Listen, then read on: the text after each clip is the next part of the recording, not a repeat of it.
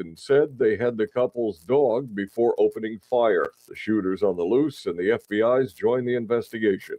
An autistic woman reported missing over the weekend from Bremerton, Washington, is found, and a transient sex offender's in custody. 21-year-old Hannah Davis went missing late Saturday night. The Kitsap County Sheriff's Office believes 21-year-old Leroy Nichols, a registered sex offender, contacted Davis online to lure her from her home. She has the mental capacity of a 10-year-old. Davis was found in the Olympia area on Sunday. Nichols was taken into custody. I'm Brad Ford. 2 rounds of Arctic cold are set to impact millions this week and usher in a disruptive winter storm which could last into the weekend. Today's the coldest day of the week for the Northeast. The cold and snow in the first half of this week is not likely to be record-setting, but the next round of weather shaping up for later this week could be both record-setting and disruptive.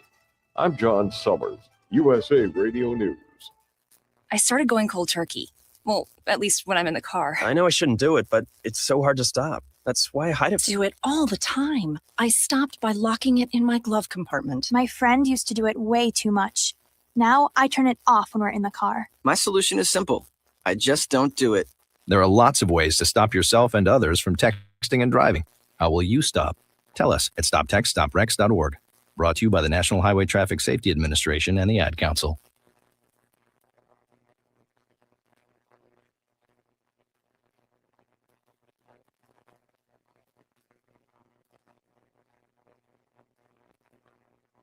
We interrupt this program for an on-the-spot news report. News reports on the Lou Information Station are presented by Brown and Crouppen. 222-2222.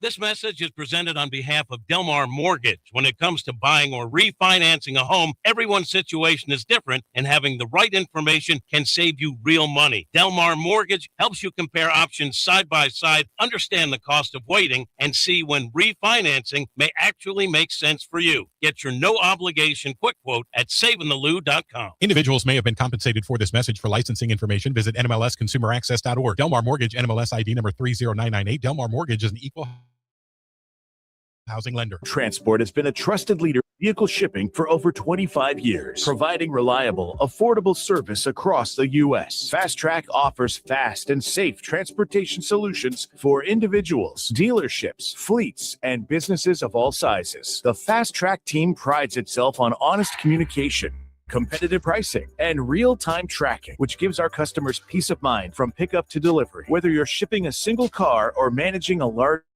fleet, Track delivers a smooth, hassle-free experience every time. Come see why Fast Track Auto Transport has been St. Louis's go-to company for all your vehicle transport needs for over 25 years. The trusted way, the safe way, the Fast Track way. Visit ftautotrans.com or call 636-677-9004. That's ftautotrans.com or call 636-677-9004.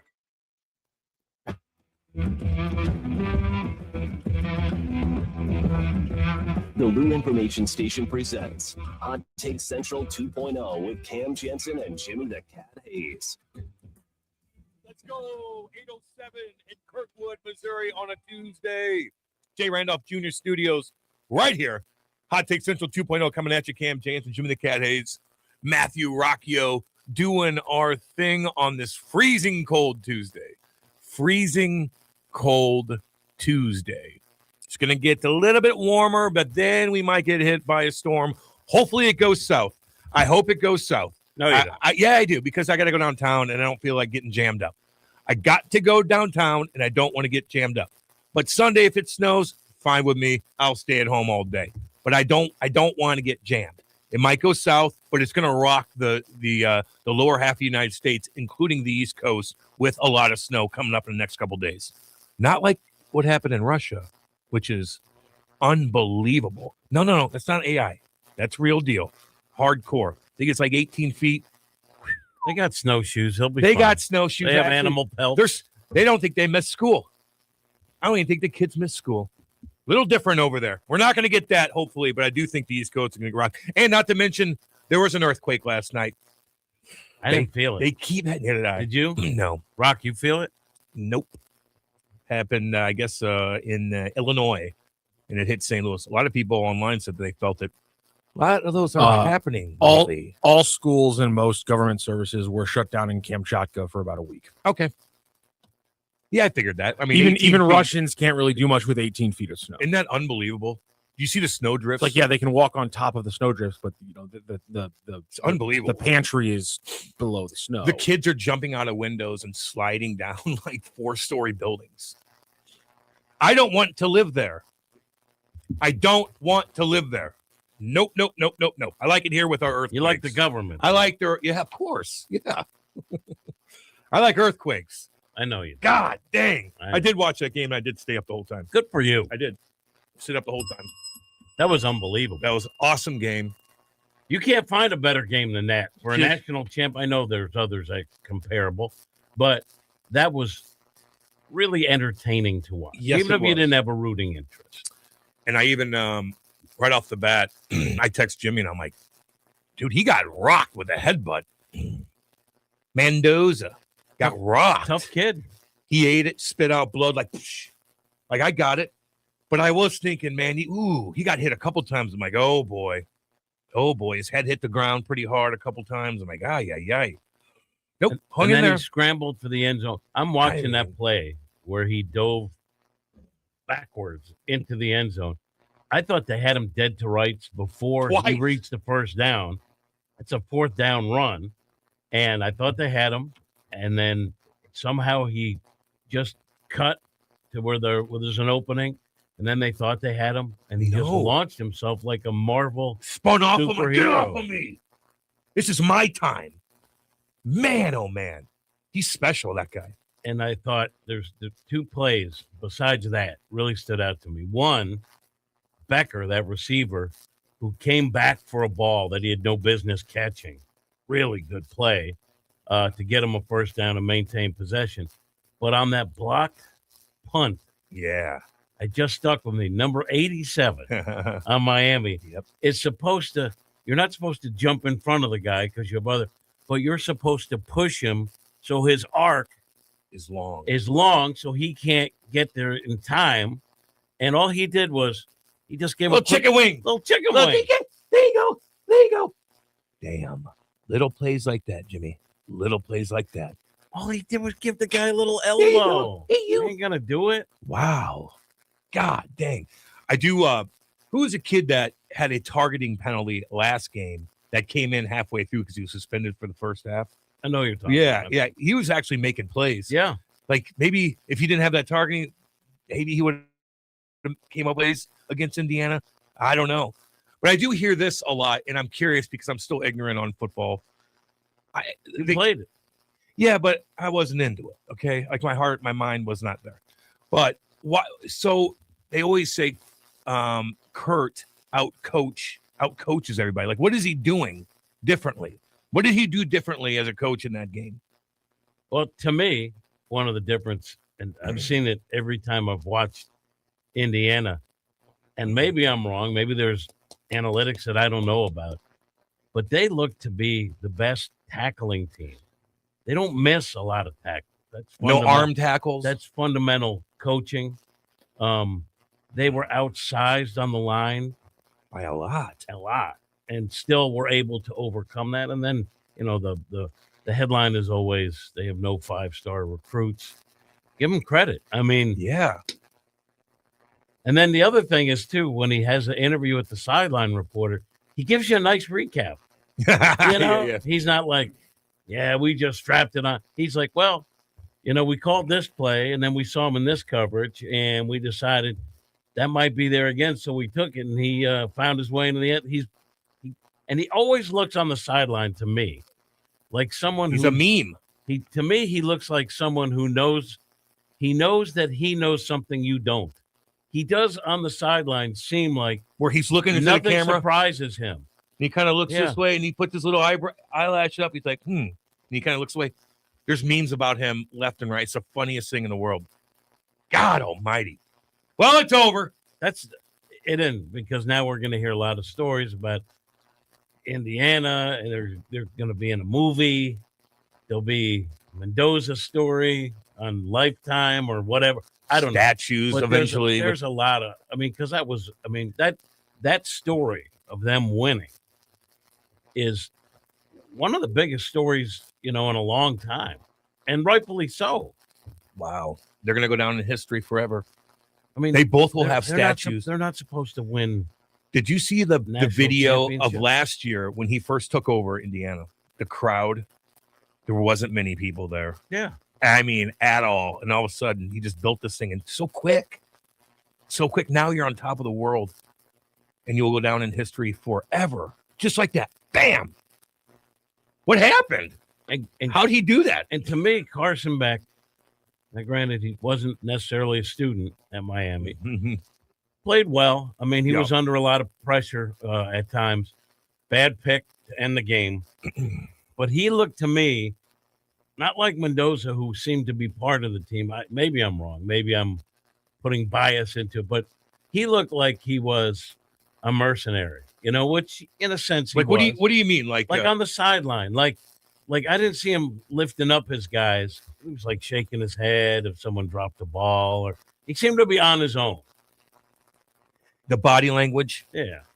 I get you on that. That could just where the camera's on him when things are bad are happening. I don't know. But damn. That was a good game. That was fun to watch.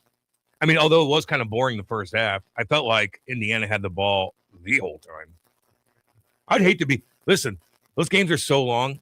As a defensive player, you got to be so gassed. That's why it always opens up, I feel like, in the fourth. Those guys must be so tired. So tired. Well, you've been They're out there. there the whole time, I feel like. You've been there, right? I don't remember. No, I mean not football. Oh, Playing man. hockey. Oh, God. You get stuck out there. Same thing, isn't it? Yeah. You're straight You're an legging athlete. it. You got to still play physical. You're hitting somebody. It's one thing to stay out there and pace yourself without any physicality. But when you're forced to be physical and you're tired, oh, God. Man, that was fun. Didn't disappoint. I mean, back and forth, just trading shots. God almighty, yeah. That foot run, Mendoza, that last touchdown where he's like, screw it, I'll do it all myself. And I'm like, oh, he's tackled. Oh, no, he spun. Oh, no, he's tackled. Oh, he spun off him. Oh, he's in the end. Wow. And he got rocked.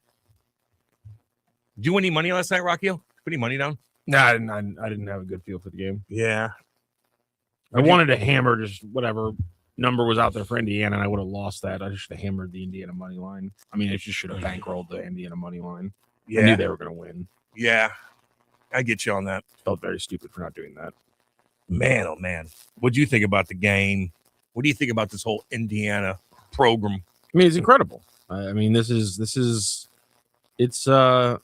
in my opinion, it's the greatest college football story in the history of the sport. Because it broke all the molds of what we always thought the sport was, which was, Big boys. Yeah, just a big boys club, Yep. and Big no one boys else, club. no one else is involved in it. And for Cignetti to get there and to do it this fast is just it's frankly unbelievable. I mean, it feels very much kind of like I played a fair amount of the NCAA football game, and kind of every time you win a national championship in that game, it's like, oh, well, that was fun, but God, that's never going to happen in real life. That was unrealistic. There's no way Yeah. Eastern Michigan ever makes it to a BCS bowl or whichever game you were playing. And that's kind of what what it felt like when the Indiana national champions flashed across the bottom of the screen. It felt very much like a countless amount of times that I've played NCAA I know football exactly and been like, what you're talking about. there's no way this team was going to be that good. This was fake as hell. But no, that it was real. It happened. And that's it's maybe like I said, maybe it's the greatest story in college football history, if not certainly in the last 20 or 30 years. I'd say Fernando Mendoza's personal story is, I mean, I don't know how you can change any wrinkle and make it better. Every single thing went exactly how you would think it would go if you were, penning the story. What is his story? His dad's on the offensive line in high school with Mario Cristobal.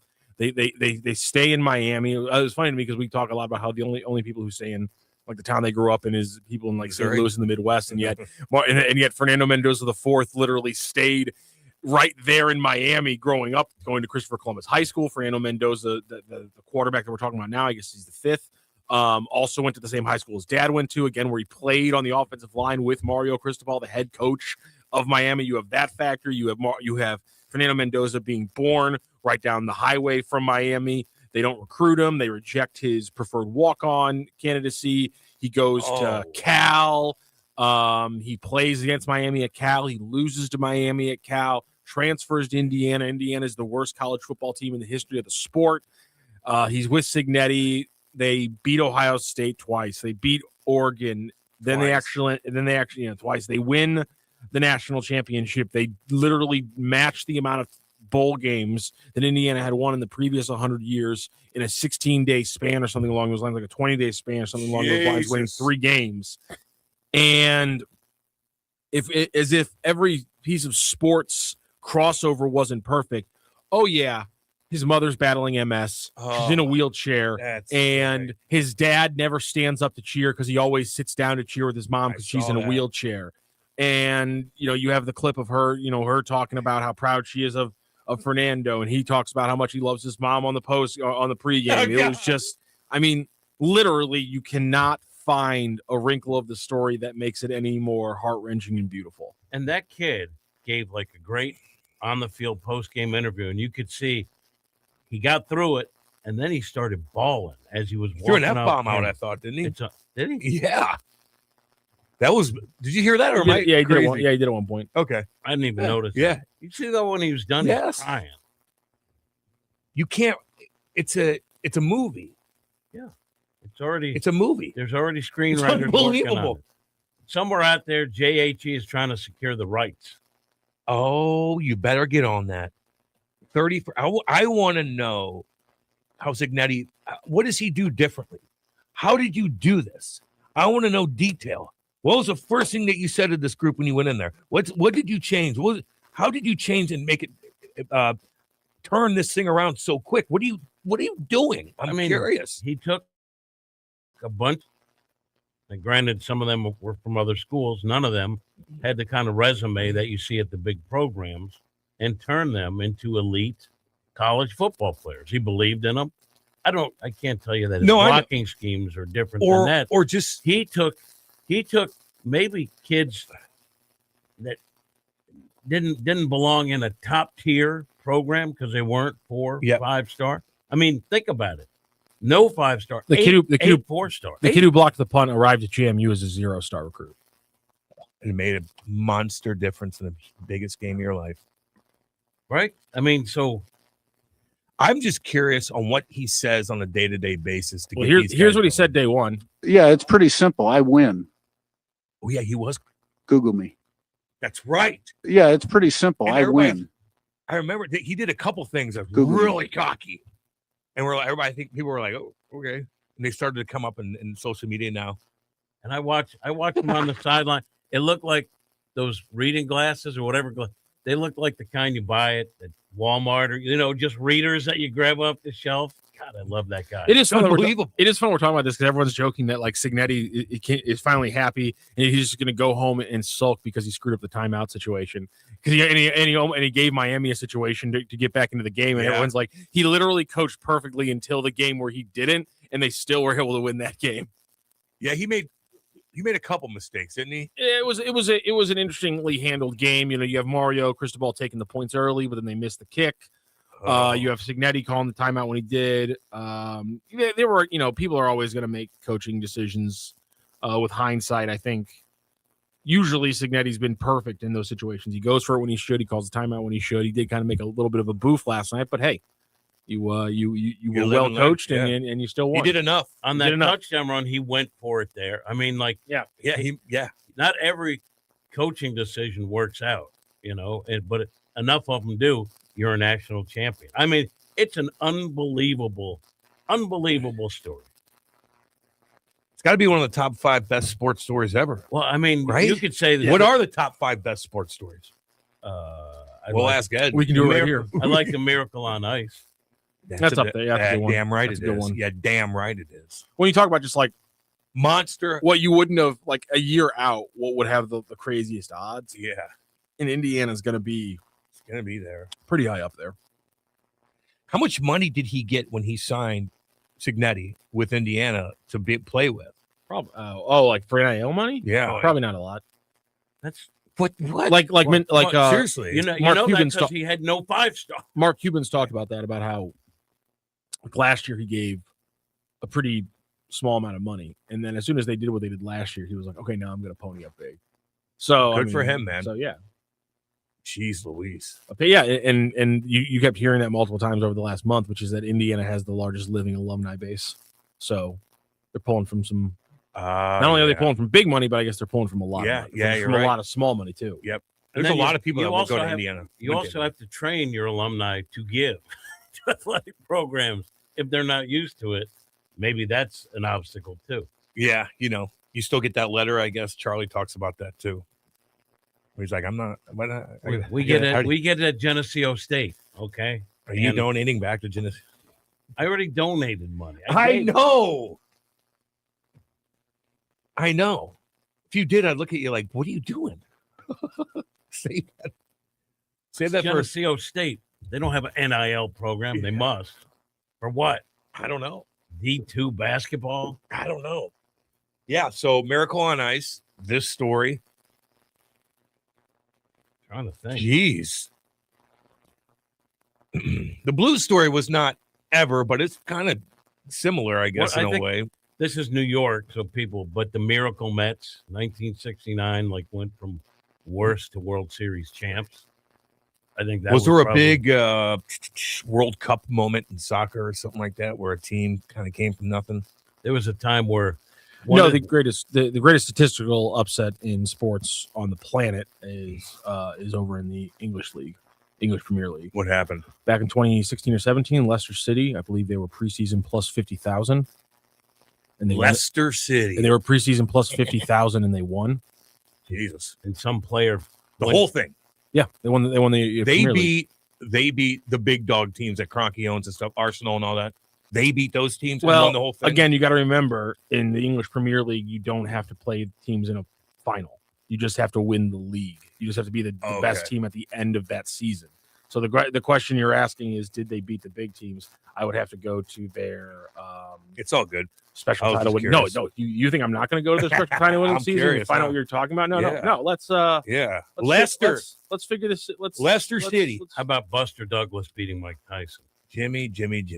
You're damn right. He was not there. And it was overseas, and there was no media covering because nobody. He was in Japan. Yeah, and he was partying with all. He also had partying. He also had lost his entire thing. His trainer, his management. They kept him grounded. His corner guys were friends of his. It was all laid out for him to fail. But no one really knew that it could possibly happen at the hands of Buster Douglas, who was like a legitimate heavyweight, but certainly not a title contender. They lost 3 times that year, Cam, and all 3 times they lost to bigger teams that you would expect them to lose to. Which is why I always think that that's a interesting way to crown a champion. Yeah, I don't know if I don't know because they lost to Arsenal 5-2, Liverpool and Arsenal by 1 goal, and they still were the champions of the league because they never actually they just had to outlast the group of everyone else around them. I don't like that. They won 23 games. The next closest won 20, and so they're the champion. But it is statistically the greatest maybe the greast upset in modern sports. Buster Douglas, Mike Tyson. Is that right when he came out of jail, too? I can't remember the time frame. I don't. No, I think when he came out of jail, he was fighting bums. Yeah. And he smoked like 10 in a row. Yeah. That's when he looked really jacked. What is technically the largest upset in boxing? That was it. 42-1. Buster Douglas was an underdog to Tyson. And that uppercut. It was at a weird time because it was in Japan, and no media went to cover it because they didn't think it was going to be even a fight. He said that he was partying in Japan. So sure. 5 biggest upsets are Buster Douglas versus Mike Tyson, Frankie Randall against Julio Cesar Chavez. I remember that. Muhammad Ali versus George Foreman. And Cassius Clay, obviously Muhammad Ali versus Sonny Liston, of course, the famous picture. And Punch. Randy Turpin versus Sugar Ray Robinson is the 5th I've I got don't just remember upset. that. I don't remember that. I don't know about that punch. Like I look at it like sometimes you get caught behind the ear. It was 1951, and apparently Sugar Ray Robinson was past his prime, but still had the belt, and Turpin beat the living crap out of him. Think about, I mean, back in the day, fighters would fight 100 times in their career. Yeah. I always, fighters go than down that. a rabbit hole where I Yeah. was like, I remember this guy, or I've read about this guy, and you go look, and this guy fought 97 times. What about the UFC? What is the biggest upsets in UFC? Holly Holmes versus Ronda Rousey. That was a big one. She got kicked right in the temple. But you know what? Knocked out. With UFC, it always seems there's a timer for champions. At some point, they don't just get beat, they lose it. Right? Your only body could only handle so much. Everybody's different with that too. I don't want fan rings. I don't want. You could fall off Like Liddell went from unbeatable to losing every fight. Knocked out. Yeah. The biggest horrible. The biggest odds maker upset in UFC history is back in 2020. Nate Dobson? Maria Agapova versus Shayna Danger Dobson. She was plus 950 to win that fight. The favorite was minus 1400. That apparently is the largest betting upset in the history of the UFC. Holman Rousey is number 2. I figured that. Holm was plus 830 to Ronda Rousey was minus 1400. And number 3, 2007, men's fight. George St. Pierre is the favorite by minus 1300, and he loses to Matt Hughes. No, the other short guy. I forgot. Matt the Terror Sarah. Sarah, baby, is plus 8. He's a Jersey boy. Was plus 850. Yes. To St. Pierre's minus 1300. What, Anderson Silva getting and knocked out? He beats him in UFC 69. Anderson Silva. Yeah, by that no-name guy. He was getting cocky, like, what are you going to do? What are you going to do? And the guy backed up, bam, knocked him out. I'm not seeing a Silva one. Really? No. Hold on a second. The guy, I think he came in quick. Somebody got hurt. Prater? Yeah, I think Silva was minus 570 to Prater's plus 430 back at UFC 142. Got caught. How about the Jets upsetting the Colts in Super Bowl 3? With no the one. big boy? I'm just curious what the. Well, how about the Giants? Because no one thought the Jets were going to win. Oh, Giants over Patriots 2007. Yeah. It's a good one. Just like if that catch. That's what. You know the catch? Yeah, where he pinned it on the Yes, head. if they would have lost that I game, believe you wouldn't remember that catch. I believe you make me remember this. I think the Patriots were bigger underdogs in 2001. Then oh yeah, you could. The Jets were 18-point underdogs. Were the Patriots 19-point underdogs? Remember Rams, Patriots. Rock would be working for the Rams in St. Louis if they would have won that Super Bowl. Rams, Patriots, 2001. He'd be on the sidelines, Seems like a Michael big Irvin, line. like Michael Irvin was last night, coked out of his mind. Holy, he's obnoxious. We don't know he was coach. They were only like okay. You're right. You're right. They were only 14-point favorites. Rams were 14-point favorites. I just remember it always being big. They were 14-point favorites, so I think 18 might be the biggest Super Bowl.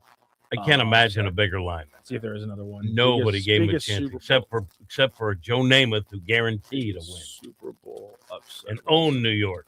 Gosh, yeah, he owned New York. Remember, he's Nicely done, Jimmy Ball game.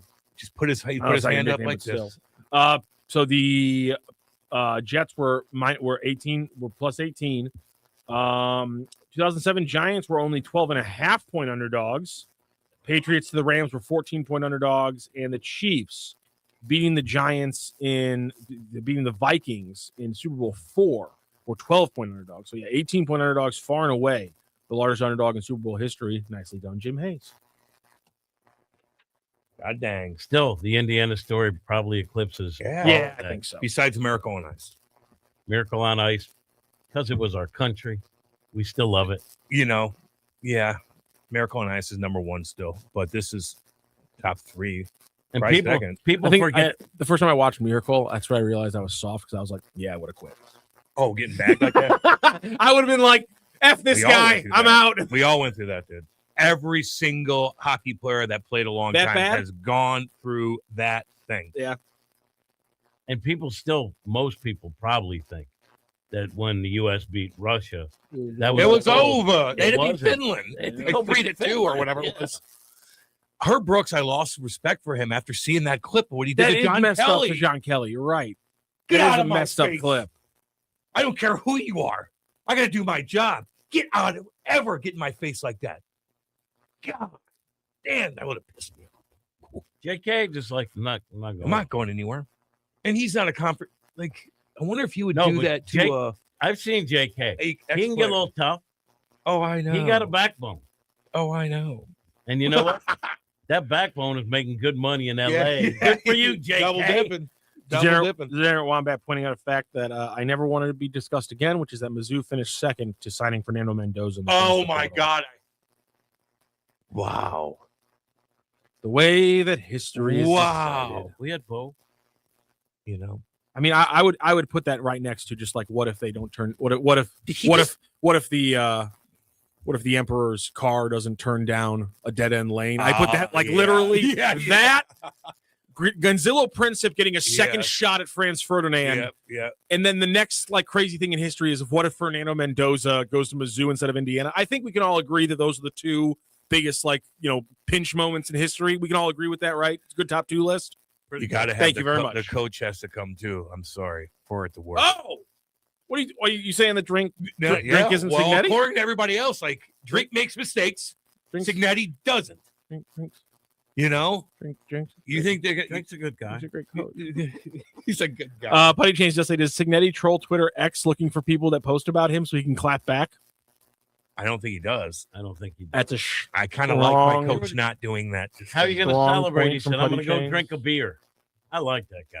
I By like the when way, my coaches aren't Rock, on Twitter. Congratulations to you, the Billikens, number 24 in the AP, top 25. Did we not talk about that yesterday? 23rd Oh, it in wasn't the out coaches yet. It wasn't poll. out yet. My Yeah. apologies. Sorry. I mean, everyone figured they'd be ranked. Yeah, Nice. yeah, they had to be after Utah State lost, specifically to a team that Sloop beat in Grand Canyon. It was almost a. We could have another story. Is Shirts the next Signetti? Oh my God! With that, it would be big. It hits a lot differently when he's 20 years younger, doesn't it? What if they do that and run through everybody? Can you see Shirts after they win a national championship saying, I want to thank Rocchio. Rocchio!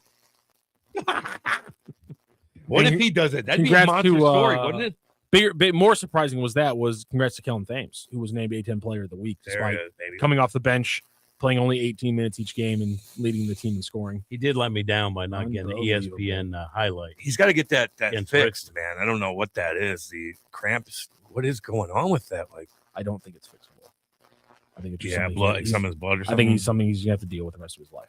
I'll be honest. Which is why, because I had somebody text me like, how does he declare for the draft? And I'm just like, an NBA team's not gonna draft him if he can't play more than 25 minutes. And Shirts came out and said Kellen Thames cannot play 30 minutes a game. It just is not physically possible for him right now to play 30 minutes a game. They hope they can get him to 24 or 25 minutes a game, but it's just they can't play in 30. It's just not. That sucks. It's not feasible. But you know what? Shirts has done a good job of managing that.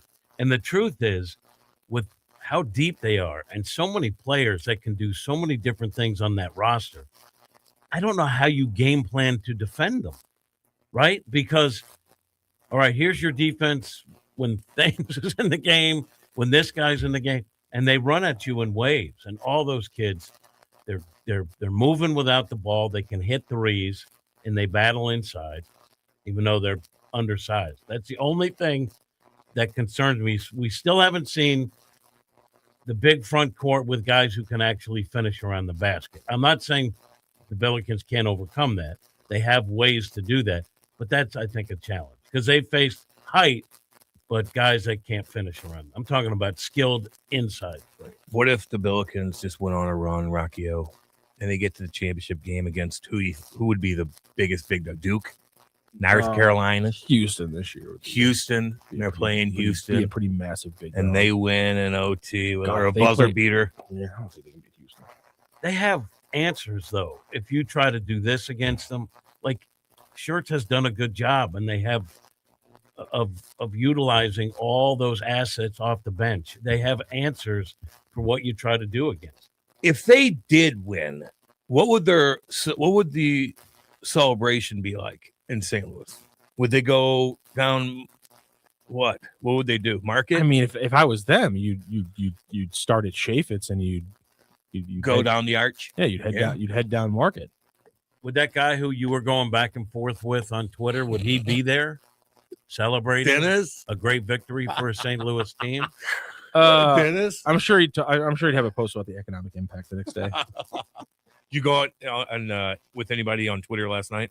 Anybody chirp you or anything? No, Nobody pissed you off with any stupid ass comments? I don't follow him, but he's on my feed. But I saw he had a T-shirt. I don't know, I guess Photoshop. I think it said was Photoshop. St. Louis number 24. Like, in a way, taking a shot like, oh boy. I could be wrong. But it seemed like a shot like, oh, we're celebrating being number 24. Oh, he posted that? Yeah. And I'm like, why would you troll something? I thought you were supposed to be a positive St. Louis guy. This is a positive story. We kind of need this. He has loyalties to another program, but that's good. The Billikens are good for the city. And that's why I called him a 12-year-old. That's. And you know what he's else? Acting like a 12-year-old. If you want more people to go, like, build that up. It's a wonderful arena. It's a really good game day experience. The better they are, the better. And the level of basketball has always been good. Now they're taking it to a higher level. Celebrate that. Yeah, I don't understand that. So this Mendoza is going to get drafted by the Raiders. Yeah, unfortunately. Yeah, he's the number one pick. And if science, but it's a garbage franchise. Even in Vegas now, it's a garbage franchise. Even in Vegas, because of that owner. No, it's just always been a garbage. His hair, franchise. though. They literally haven't been relevant since they lost the Super Bowl in embarrassing fashion in 2002. To who? The Tampa Bay Buccaneers. Yes. Second best defense ever to play football. Thank you very much. Who's your favorite? Derek Brooks, Warren Sapp, Simeon Rice, John Lynch, Rondé Barber. Let's go! Yeah, they were loaded. Love that team so much. Who's your favorite Raider of all time? That's easy. Jamarcus Russell? No. My cousin, Lester Hayes. The greatest Lester. The greatest Raider to have no ego. Tim Brown. Oh, he was great. He was incredible. What about no one talks about Tim Brown. The Raiders did just be Fred badass. Bolitnikov have an ego? No, but he had a lot of stick. He had a lot of stick 'em. God bless America. You were right on me. He had a lot of stick 'em though, and I hold back. Same with Lester Hayes. It's like yeah, you were a great cornerback. My cousin. There's a great cornerback. There's no doubt about it. But maybe cut down on the stick 'em a little bit. We'll maybe see what it's like for you to actually stick 'em. So stickum was this sticky substance that came in a jar, and it had like a paintbrush on the lid, and you would literally take it out, and the receivers and the cornerbacks of the Raiders, a lot of teams in the NFL, but the Raiders were most notorious for using an ungodly amount of it, and they would just slather their arm and Lester Hayes has multiple picks where he reaches his arms out, the ball sticks to his forearm, and he like peels it off to run with it. And you're like, how is that an interception that we count? Remember it's Yair Molina with the chest protector. Yes, it was. Like it's stuck to his chest protector. Stickum is so egregious. Still don't know how that happened. I think we all know how it happened. Yeah. What are you talking about? I don't know how it happened. No, I don't know how it happened because I don't know how you have enough of that where the ball can be released from a hand and then stick to the catcher's protective gear. Like with that much stick, how does it release from your finger at all? Your fingers are a little wet. You have the spider tack, which actually hitters like because it gives, when it's hot or you're sweaty, it gives pitchers better control, which they like because they don't like getting hit in the head.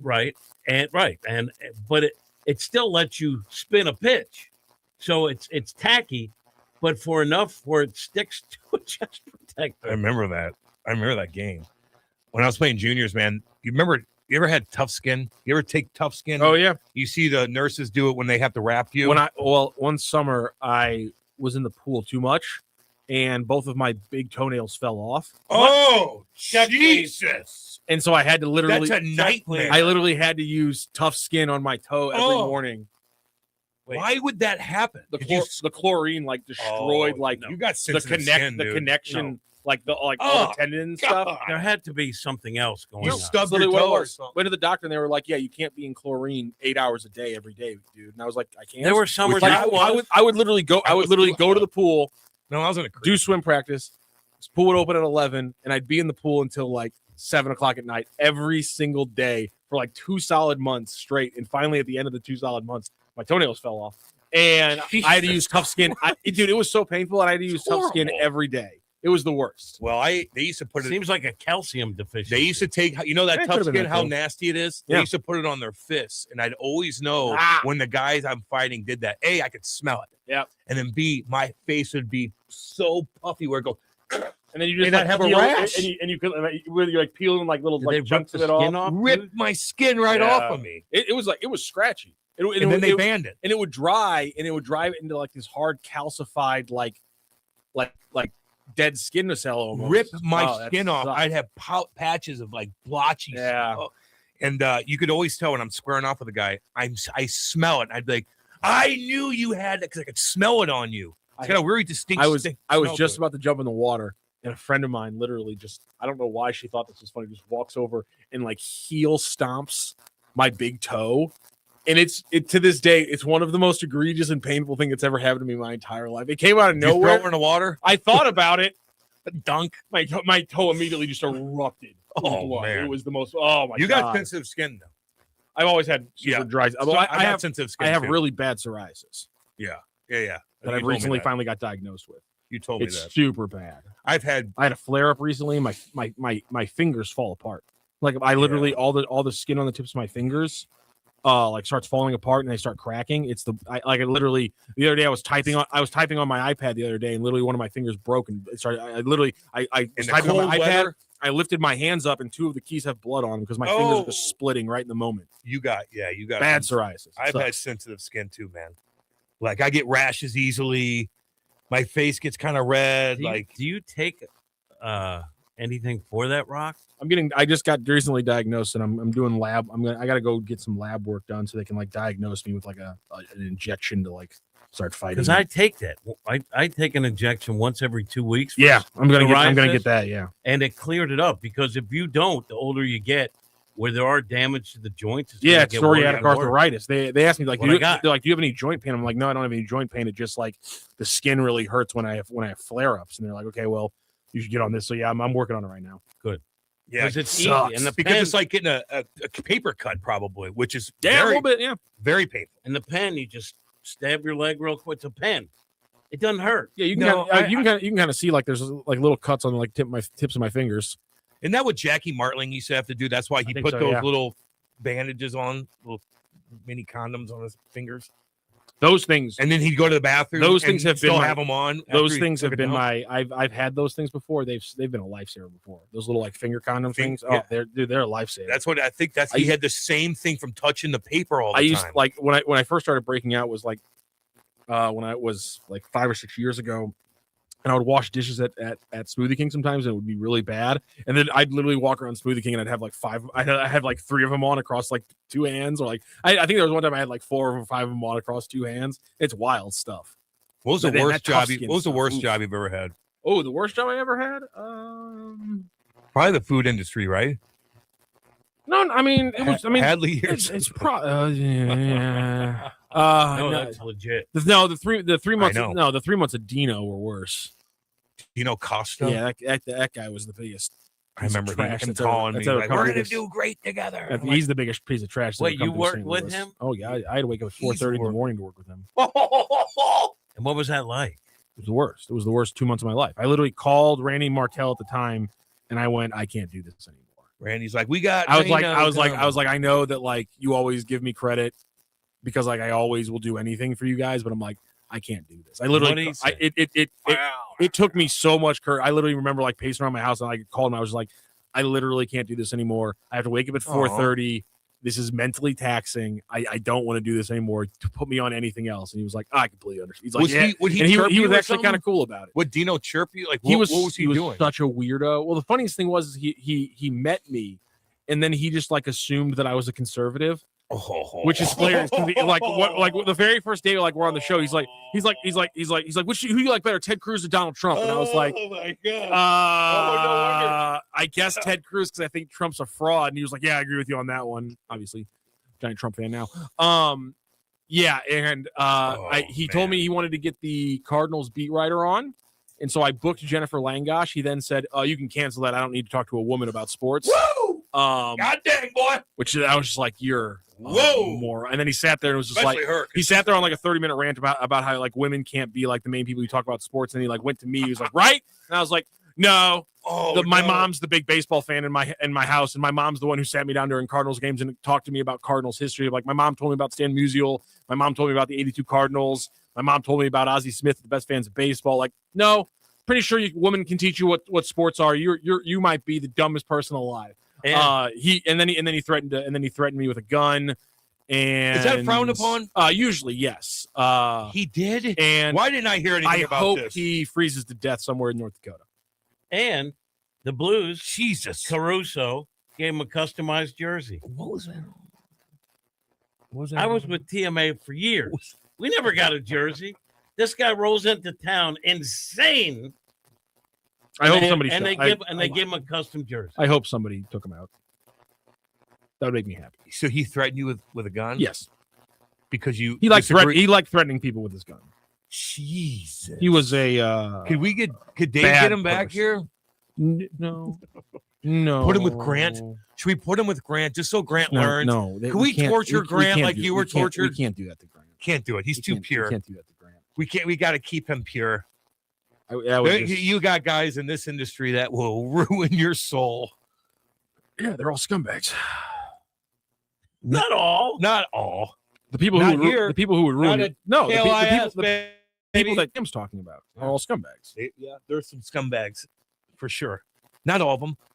That's why I think Dave Green. We got a good thing we going. thank him.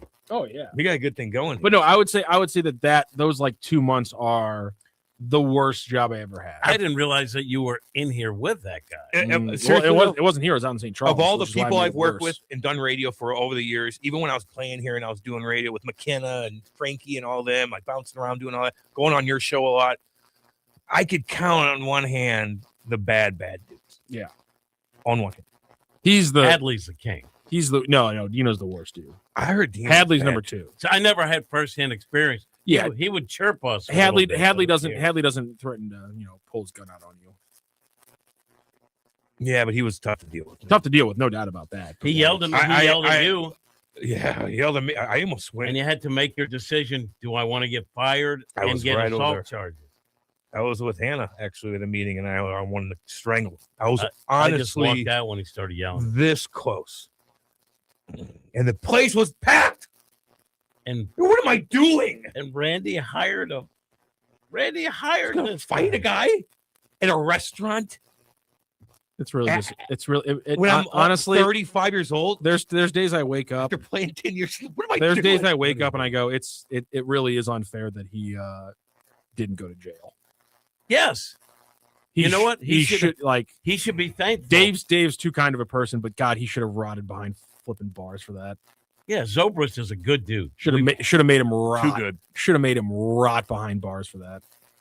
God. It probably is a pain in the ass to get. I don't know. It would be a hassle. You'd help him. I'd like to know and see all the receipts on everything. I'd like to see where Hadley is. I want to open the books and this kind of. What's Hadley doing?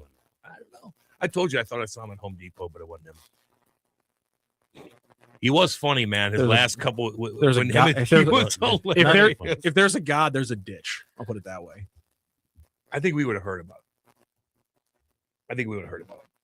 If he passed on. It is. Yeah, I don't want wish death on anyone. I don't know.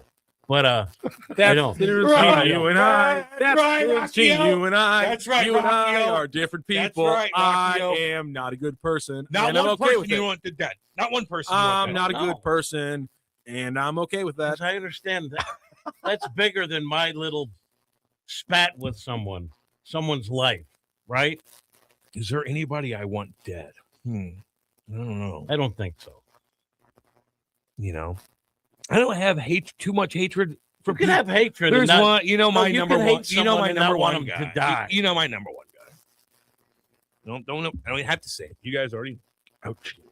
Ouchie Fauci. I don't know how that's your number one. Oh, it is. You don't know him. Know enough. Adorable little fella. No, he's adorable little elf. I know enough. Gremlin. Remember when he was at the Nats game and he was enjoying the Get out. He's adorable. Adorable. Mutant. Oh, yeah. Should we just keep going, Rock?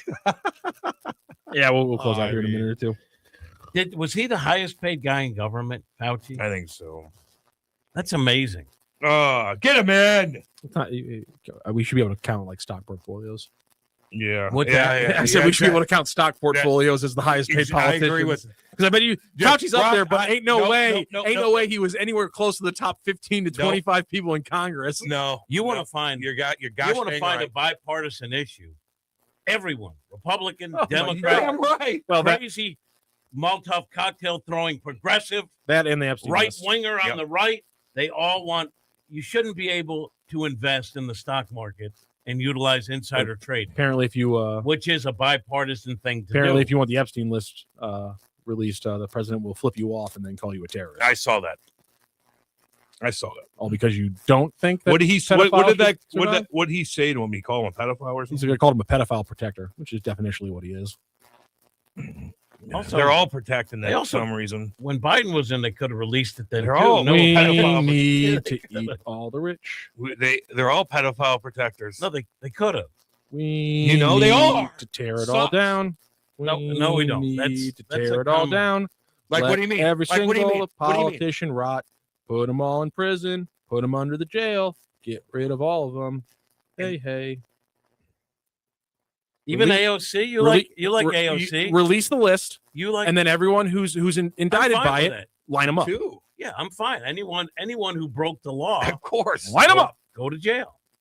Oh, jail. Okay. Oh, you want him downtown Chinatown? I Damn. didn't say that. Oh, he's got that look in his eye. Do you like AOC? Because she had a dress that said "Eat the Rich." I have never once actually paid attention to a politician who I can never vote for. She had. I thought she had a dress that said that. She did, yeah. But that's not like it's not like very expensive. It's not like the first or last time that's ever been said. Like who's it? The current host of Jeopardy makes that joke all the time. Ken Jennings. Yeah, he makes that joke all the time. But he didn't wear a dress that said. She was the first to do that. I think It was a fashion statement. I actually don't think She I did. don't think she was the first person to do that on a dress. I'm 90% sure that other people have done that. I'm just saying. Look Ken, crazy. Ken Jennings did. No, he just he Might have been on shoehorns the it. leisure. Who's the suit. richest He politician? right shoehorns now? it into Well, probably Trump, I guess. Well, United States. like you talking like personal wealth or Yeah. like wealth added since they got in office. Wealth added. Yeah, wealth added. That's hard. I mean, Nancy had to be up there, right? yeah. And Omar apparently, She has her about husband's 35 now now. worth 30 million, where he was It's like worth nothing when she took office. But again, that's not a problem that's just from one party. both parties. You dang right, It's a baby. bipartisan problem. It's like, how do you get from here to there in politics without without doing something shady? Otherwise, helping somebody out doing. Apparently, there's a Democrat from Maine named Shelley Pingree who who was elected in 2008 and has increased their net worth by $40.5 million. Way to go! Whoa! That is God, good for you. unbelievable. Is that a male, Shelley? Or? They have increased their net worth by 73%. She's working extra. It's spelled overtime. It's spelled really interesting. I don't know. And probably I have no a idea. socialist. Shelley Pingree is a woman. Probably a socialist. From the She's working overtime. She is a U.S. House representative from Maine. She has been in the office for 17 years. Yes, she makes $174,000 a year, but is somehow worth $40.5 million. She was a farmer and a businesswoman before she became a congressperson, and I'd buy $43.5 million as a farmer if you didn't make it all after you got elected into Congress. That is apparently far and away. Let's see what we got. Some other high percentages. My guess is there's people you don't know that hit it better. Patrick Murphy, who's a Democrat in Florida, apparently has made $3 million, and it's a 1,500% increase on his personal wealth. Well, we just got lucky. I want to thank the Lord Jesus. No.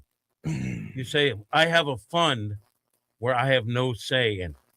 Okay, it's a blind fund or whatever. And it is extremely split. This is crazy. Of the top 100 to increase their personal worth since they got elected, 56 are Republicans, 43 are Democrats. Of the top 80, 45 are Republicans, 34 are Democrats. Of the top 60, 32 are Republicans, 28 are Democrats. Of the top 20, of the top 40, 23 are Republicans, 17 are Democrats. Of the top 20, of top 40, 23 and 17. Of the top 20, 11 are Republicans, 9 are Democrats. Like it's almost completely even across party lines. Let's find another person who's made a butt ton of money. Republican Michael McCall from Texas has enriched himself by $101 million since 2004. Whoa! Jesus. Wow, he's working hard. Working hard on the farm. He was a law student at St. Mary's University, and he has a bachelor's from Trinity. But yeah, he was elected in 2004, and he's made and he's now worth $143 million. That's only increased his net worth by 31%, though. What about Bernie? What about the Baron dog? Kill the Baron, baby. Bernie. How many people killing him for having Bernie Sanders has increased his personal wealth by 29% since being elected first in 2006. He has made $320,000 to his net worth. Yeah, I'm not buying it. Not buying it. But his houses are. I will say this: if you're a longtime representative, right, you got to have a home in D.C. You have your home, and the guy got a lake house. I don't have a problem with it. Yeah. Right, because he got the money he has. He got from a book. Mitch McConnell has made $19 million since 1984, which is a 64% increase of his wealth. He's still working hard too. Jeff Denham, who is a Republican from California, was originally elected in 2010. He's increased his personal wealth by $15 million, which is a 661% increase. He comes from. Let me see here. Let's get Mr. We gotta get into politics. Do sports talk host. He was he has a bachelor's degree from the California Polytechnic State University. He was in the U.S. Air Force. You guys are you gonna decry a serviceman for making a little cash? $15 million in 15 years. He's only breaking off $1 million per year. Listen, Mitch McConnell. Some people. Roy Blunt made a few. Roy Blunt apparently has made $3 million. What about climate change, boy? He's not in the Senate. Or Congress. I don't think I can look up how much Al Gore made. Al Gore probably though. Scare tactic. Al Gore made. You got a lot of people. Al Gore. People are still freaking out about that. Money climate made change. On freaking out. He is a multi. Whoa. We're supposed to be underwater. Can they buy the network and sell it? Oh. I mean, outside of inventing the internet. Man. Good old Al. Good for you. Apparently he donated all the money that he made from Inconvenient Truth and his Nobel Peace Prize or Nobel Prize.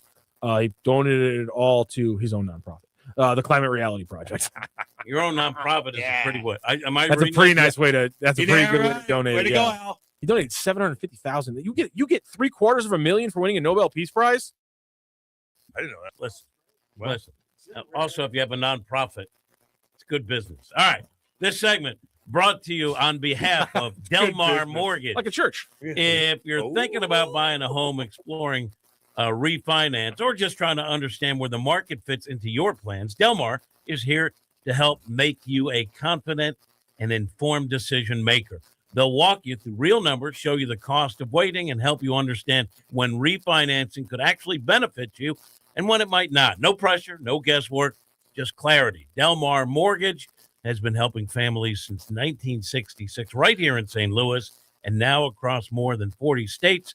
They're still family-owned, still focused on transparency, and still committed to making the mortgage process feel simple, not stressful.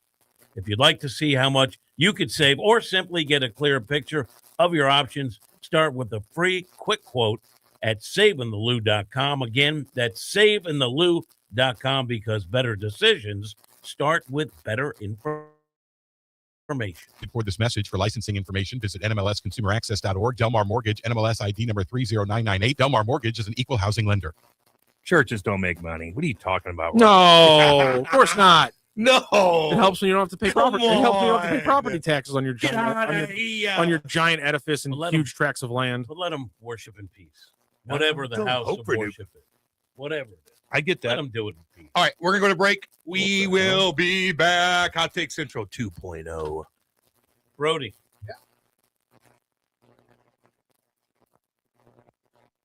What are the keys to a great night out? Great food and drinks, great prizes, and great friends. Join us Thursday. News reports on the Lou Information Station are presented by Brown and Crouppen. So what's your channel? GetBC.com. You're going to need lawyers, right? What are the keys to a great night out? Great food and drinks, great prizes, and great friends. Join us Thursday, January 22nd from 6 to 8 p.m. at the Key STL Burger, Bar, and Boogie in the Grand Center Arts District. Enjoy a live broadcast with Cam Janssen and Jim Hayes, plus special guest Matt Adams. Dig into the best smash burgers in town and get your shot at winning opening day Cardinals tickets, autographed merch, and more. That's Thursday, January 22nd, 6 to 8 p.m. at the Key STL, 3225 Olive. Come eat, hang out, and win. This message is presented on behalf of Delmar Mortgage. When it comes to buying or refinancing a home, everyone's situation is different, and having the right information can save you real money. Delmar Mortgage helps you compare options side by side, understand the cost of waiting, and see when refinancing may actually make sense for you. Get your no obligation quick quote at savingthelou.com. May have been compensated for this message. For licensing information, visit NMLSConsumerAccess.org. Delmar Mortgage, NMLS ID number 30998. Delmar Mortgage is an equal housing lender. LouInfo.com news headlines. Brought to you by Brown and Crouppen. GetBC.com. The choice of a lawyer is an important decision. It should not be based solely on advertisements. Not sure how to get a lawyer after an accident? Call Brown and Crouppen. We'll walk you through it. Worried it'll cost too much? Here's a fact. At Brown and Crouppen, you pay nothing up front, and we never get paid unless you do. When you're our client, you'll have all your questions answered, all for free. Hurt? Get the facts and help you need. Call Brown and Crouppen now. Are you paying too much for term life insurance? There's a tremendous price war among the major term life companies. Rates have dropped dramatically in the past 2 years. For example, a man age 45 non-tobacco user, $1 million of coverage is only $75 per month, level for the next 10 years. Or a man age 50 non-tobacco user can buy $500,000 of coverage for a monthly premium of only $110, guaranteed not to change for the next 20 years. That's right, level rates for 20 years. And if you're a smoker, we have great rates for you as well. At the Term Lifeline, we specialize in policies of $500,000 and above. So if you're looking for new or replacement term life insurance, call right now for a free quote. Rates and availability may vary by state. Sample rate quotes are based on preferred non-tobacco underwriting exam required to qualify. 800-803-1961. 800-803-1961. 800-803-1961. That's 800-803-1961. After a long day, nothing beats kicking back in a brand new hot tub from St. Louis Hot Tub Warehouse. These guys are the real deal. They've been around for over 38 years and got more than 400 five-star reviews, and they've earned every single one of them. They sell premium, American-made hot tubs. USA, baby. And because they keep their overhead low, they pass the savings right on to you. You're getting better quality at a better price. And here's the best part. No hidden fees, no surprises, no, oh, by the way, charges. And if you find a comparable hot tub cheaper at a local dealer, they'll be guaranteed. That's right, best price guarantee, no one's beating them. Plus, when you buy from St. Louis Hot Tub Warehouse, you're buying from a company that's been here for decades. And they'll be here to service your tub for as long as you own it. Check them out at besthot-tub-prices.com. That's besthot-tub-prices.com. St. Louis Hot Tub Warehouse, highest quality, best price. People ask all the time, who the heck is Low Cost Airlines? Well, we're not just one airline. When you're talking to us, you're talking to everyone. We are the discount supermarket for all airline tickets. Plus, we have all the airlines and always have the best prices. American, Delta, United, plus all the specialized international airlines and a lot more. And we make it easy. We guarantee you'll talk to a live human in 60 seconds. You can have the rate you need and have your trip booked in 5 minutes. Now, how cool is that? And remember, when you're talking to us, it's like talking to every single airline available with one fast phone call. All you need to do is call and find the best prices to fly wherever it is you want to go. So are you ready? Call Low Cost Airlines right now. 800-298-0306. 800-298-0306. 800-298-0306. That's 800-298-0306. Joined now by the boss, Dave Green. Dave, We're building something pretty special here, but running a growing media company takes more than great content. Tell us why you chose Home Bank for your business banking. For us, it's all about relationships. With Home Bank, we're not just an account number. We know the people there, and they know us, our goals, and where we're headed. That personal connection makes all the difference. Greener, when you say relationships, what does that really look like? They not only know my name, Cam, they know our business. And when I need something, whether it's a phone call or a text, weekday or weekend, morning or night, I get a response from someone I know and help with whatever I need. That's huge. And for a business like a bank that can move at the pace you're moving. Exactly. We're in a fast-changing media world, and Home Bank has been a steady partner through it all. Home Bank is a team behind our team. Visit myhomebank.bank or call 855-577-2001. Home Bank, member FDIC, more than a bank, they're your business partner. Hockey parents, be honest. Are your tournaments this season feeling a little unpredictable? You've planned the weekend, booked the hotel, hauled the gear. You deserve a tournament provider that's as organized as you are. And that's where Big Bear Tournaments comes in. No guessing games, no mystery matchups. We proudly list every registered team right on the website. So you always know exactly who's in your division. There's great competition, clear communication, and zero last-minute surprises. Make your season smoother. Check out your next tournament at BigBearTournaments.com. Broadcasting live from the J. Randolph Jr. Studios in Kirkwood. Yo to the yo to the yo. KLIS 590 AM, Wood River, St. Louis.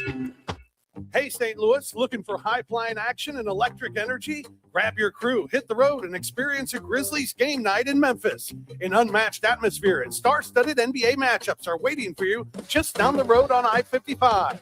There's nothing like Grizz game energy, and there's nothing like being here with 19,000 new Grizz Nation friends at FedEx Forum. Dive into the action. Follow the Grizzlies on social media and visit grizzlies.com/tickets to grab your seats today. That's grizzlies.com/tickets. The choice of a lawyer is an important decision. It should not be based solely on advertisements. At Brown & Crouppen, we get that after an accident, money's tight. That's why we offer so much for free. First call, free. First consultation, free. Stuck at home or in the hospital, we'll come to you for free. So call Brown & Crouppen, where we don't get paid unless you do. And your first consultation is free. Back to more of Hot Take Central 2.0 with Cam Janssen and Jimmy the Cat Hayes on the Lou Information Station. Streaming 24/7 at louinfo.com.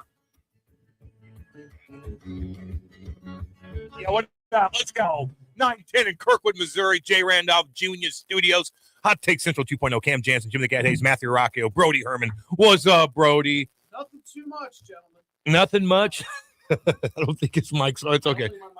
Well, Rock's got 50 things going on here. I know. He's got a lot going on. Nothing Matthew much Rocchio. going on, guys. I got so many things to plug this morning. I'm going to start it off. What do you got? I got a Royal Rumble watch party coming up. Wrestling on the Spectrum is going to have a Royal Rumble watch party Saturday, January 31st. It's going to start at 11 a.m.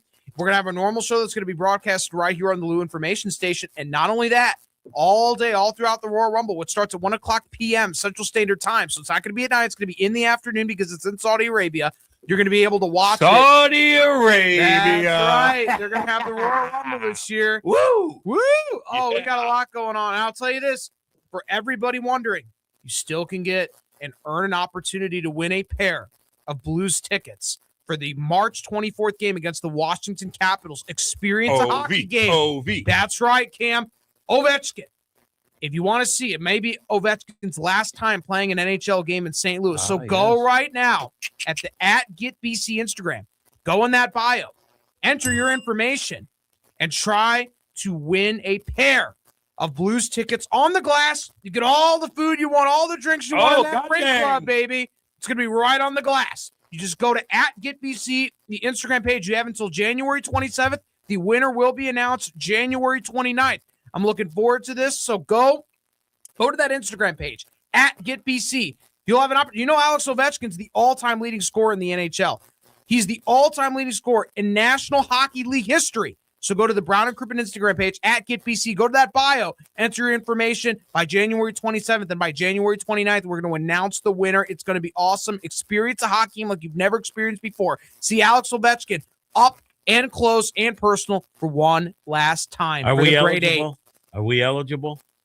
Jim, if you want to enter that that's a information no. and go to @GetBC, I don't Great know. prize. Does anybody Great prize. can? Oh, it's a great prize. I We thought got. maybe you need a quick voicer by Dave Green with a disclaimer on there. I like don't they do know. with the I don't mortgage. know. But believe me, and it's even going to be a better prize. I've seen the prize list they've got. The Blues game is just the beginning. These raffles that Brown and Crouppen is going to have this year, their ticket giveaways. I'm telling you all right now, it is going to be an excellent year. They've got so many things planned for you guys. The personal injury law firm, they don't get paid until you get paid. Brown and Crouppen, 314-222-2222. There's a lot going on there, a lot to give away at the raffles. It is going to be an excellent opportunity. But the Blues tickets versus the Capitals, March 24th at 7 o'clock p.m. at Enterprise Center. You can go to @GetBC's Instagram page. Go to that bio and enter your information for a chance to win a pair of free tickets on the glass. It's going to be fun. Right on, baby. How about that light just getting really bright all of a sudden? Is that a ghost or something? You know what? I'm Is loving there a it. ghost around here I or love something, it, guys. Rocky? I love it. I think- love it. I think Brody's a star. And it just got brighter. That's right. Grant is the ghost. Oh my God, that's Grant's great. the ghost. Ghost Grant. Oh my goodness me. Oh my gosh. What a ghost. By the way, yeah. Tonight on the MLB Network, they're going to announce the inductees for the Hall of Fame this year at 5 o'clock p.m. Central Time. Jim, I'm curious. You were with Carlos Beltran for the 2 years he was here at St. Louis. He's a 2-time All-Star when he was here for his career. He's a 9-time All-Star, 3-time Gold Glover. He has a 70 career WAR, 235 homers, 279 career batting average, played over 20 years in all of Major League Baseball. So what was it like being with Beltran for those years? Because he's probably getting in the Hall of Fame tonight.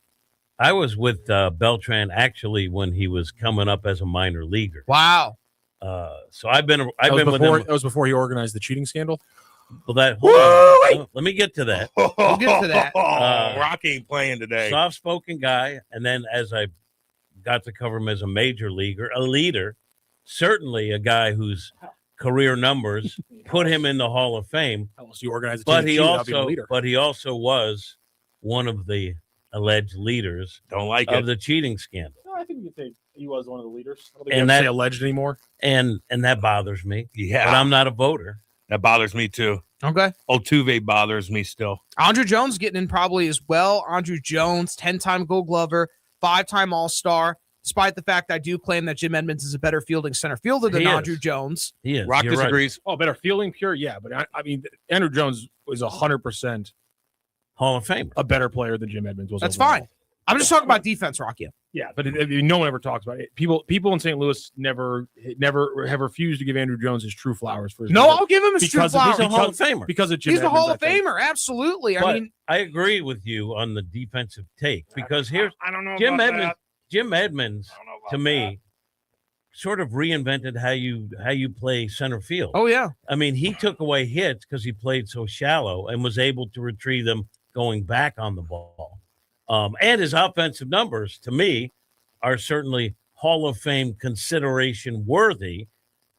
If you combine that with his defense, he's a Hall of Famer too. But I take nothing away from Andrew Jones. Nothing. He's I think great. he's a Hall of Famer. Great He's going to player. get in tonight. I'm so excited to see it. And you've seen big strides from Chase Utley. You know why? Because Jeff Kent is getting in the Hall of Fame, and a lot of people consider Chase Utley to be one of the best second basemen of an entire decade. So watch out for Chase Utley. He's going to get over 60% of the vote this year. I think Chase Utley gets in next year. I don't think he gets in this year. I think he falls a little short, but I do think Chase Utley is a future Hall of Famer without a doubt. He's a future Hall of Famer, obviously, one of the best second basemen of a decade. You know, basically a stalwart of that Phillies infield with him and Jimmy Rollins and Ryan Howard and Carlos Ruiz. And, you know, I think about those Phillies teams, 2008, 2009. They're supposed to be a dynasty. You had Shane Victorino and Raleigh Banez. I mean, they had everybody. A pitching staff when you had Cliff Lee and Cole Hamels and Pedro Martinez at the tail end there in 2009. Jamie Moyer, who couldn't throw a fastball over 80 anymore, but still What going. are we, a Philly show? Brody, baby. Brody, what are we doing? I don't know. I love it. I'll tell you why I do like Jimmy Rollins, right? Because I've interviewed him a few times over the years, and my nephew came to a Phillies game years ago. He's a little kid at the time. And I introduced him to Jimmy Rollins, and Jimmy Rollins said, let me take him into the clubhouse. And Rollins wasn't a guy I covered. I just interviewed him as an opponent from the opposition. He took my nephew in and introduced him to players. See, that's all you have to do. How great is that? I'll like you forever. Thank you for that. You didn't have to do that. And Chase Utley was a guy who didn't like to talk about. He was in the middle of a crazy good hitting streak and didn't like to talk about it. And someone said, go get Utley and ask him about that. And I did, and he just shut me down. But I had been through that before, so I was able to find something he'd talk about. Brody. Nice guy. Yeah. Saudi Arabia. Yes. Do they have any wrestlers come out of Saudi? I don't know if they have any wrestlers, but, certainly a large social media following for wrestling, obviously, is in Saudi Arabia. They're going to have WrestleMania there. Wait. So people in Saudi Arabia It's are against the law for anyone to wear that little clothing in Saudi Arabia. I was going to say, there's wrestling fans in Saudi Arabia? Oh, yeah. So it's all going to be Saudis going to this thing? Yeah, most popular sport in Saudi Arabia. Well, Saudi men. Is there women going to be there? I believe there is, Rocky. I believe they allow. Oh, yeah. Yeah, that's what I know. All That's what I know men? Saudi Arabia for allowing women to do fun things. Wow. It's going to be all dudes I there? don't know if it's actually going to be all men, though. They have a lot of people they fill up in those stadiums. They really do. It's a big soccer stadium? It is. It's massive, Cam. They're going to have WrestleMania there in 2027. They really are. No, seriously. Saudi Arabia loves wrestling. Cam, Saudi Arabia holds wrestling in big arenas. They assassinate people in soccer stadiums. You're confusing how Saudi Arabia usually does things. They assassinate people in soccer stadiums. They hold wrestling events in big arenas. That's what Saudi Arabia does. Who's worse, Saudi Arabia or Iran? Saudi Arabia. Really Despite the fact that one of them is our ally and the other one's not. Really? I'm sorry. When was the last time an Iranian chopped up an American? No, but No. Answer the question. I'm asking. No. Answer the question. I don't know, but it hasn't happened. But I have a question. It haven't happened in the last 20 years. I know that for Didn't damn sure. Iran just Saudi kill- Arabia does didn't- it though. Didn't Iran just kill like a bunch of people protesting? Like, didn't they kill a lot? Thousands. Yeah, the people of Iran are probably not bad people. I believe the people of Saudi Arabia are just as terrible as their entire royal family. I mean, carpet bombing. All of them? Carpet bombing Saudi Arabia would do the world a great thing.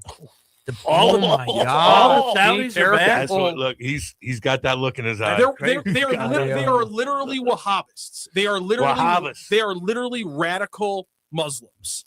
The entire country that's their state religion, and we just roll with it. Okay. Are they Hamas? No, but you could carpet bomb Hamas too. I mean, we kind of have. Oh God. God. Brody, you going to go to Saudi Arabia? I don't know. Never say never, though. It's going to be all men. I don't know about that. I don't know about that. I don't know When about they that. had the UFC there. They passed a law a few years ago that women can drive now. Okay. Drive the men. No, UFC's drop better. them off. UFC, WWE are owned by the same company, TKO. Cam, haven't you been following the protests against the way women are treated in Saudi Arabia? They're all over the place. And why are women treated that way in Saudi Arabia and Iran? Why do they treat women like that? I don't know. I'm not there. I'm not part of the government. Why do they? Well, they're both for religious reasons, but one of them is a country that we've supported the entire time. Another one, they got a little communist, despite the fact that women were wearing skirts, and we went, let's undermine that. Yeah. The British were like, guys, they're going to take our oil. We can't allow that. We were like, yeah, you're right. We'll send in the CIA, undermine that regime completely. And then all hell broke loose. And now women can't wear skirts. Okay, it's a terrible affront to humanity. You want to protest with me today? Yeah. Iran. Which highway do you want to shut down? Protesters, and we'll protest against Saudi Arabia. Yes. You and I. Yeah. Overpass. I say we do it on 40. Right. The overpass on 40. Exactly. Spady. Yes. Spady.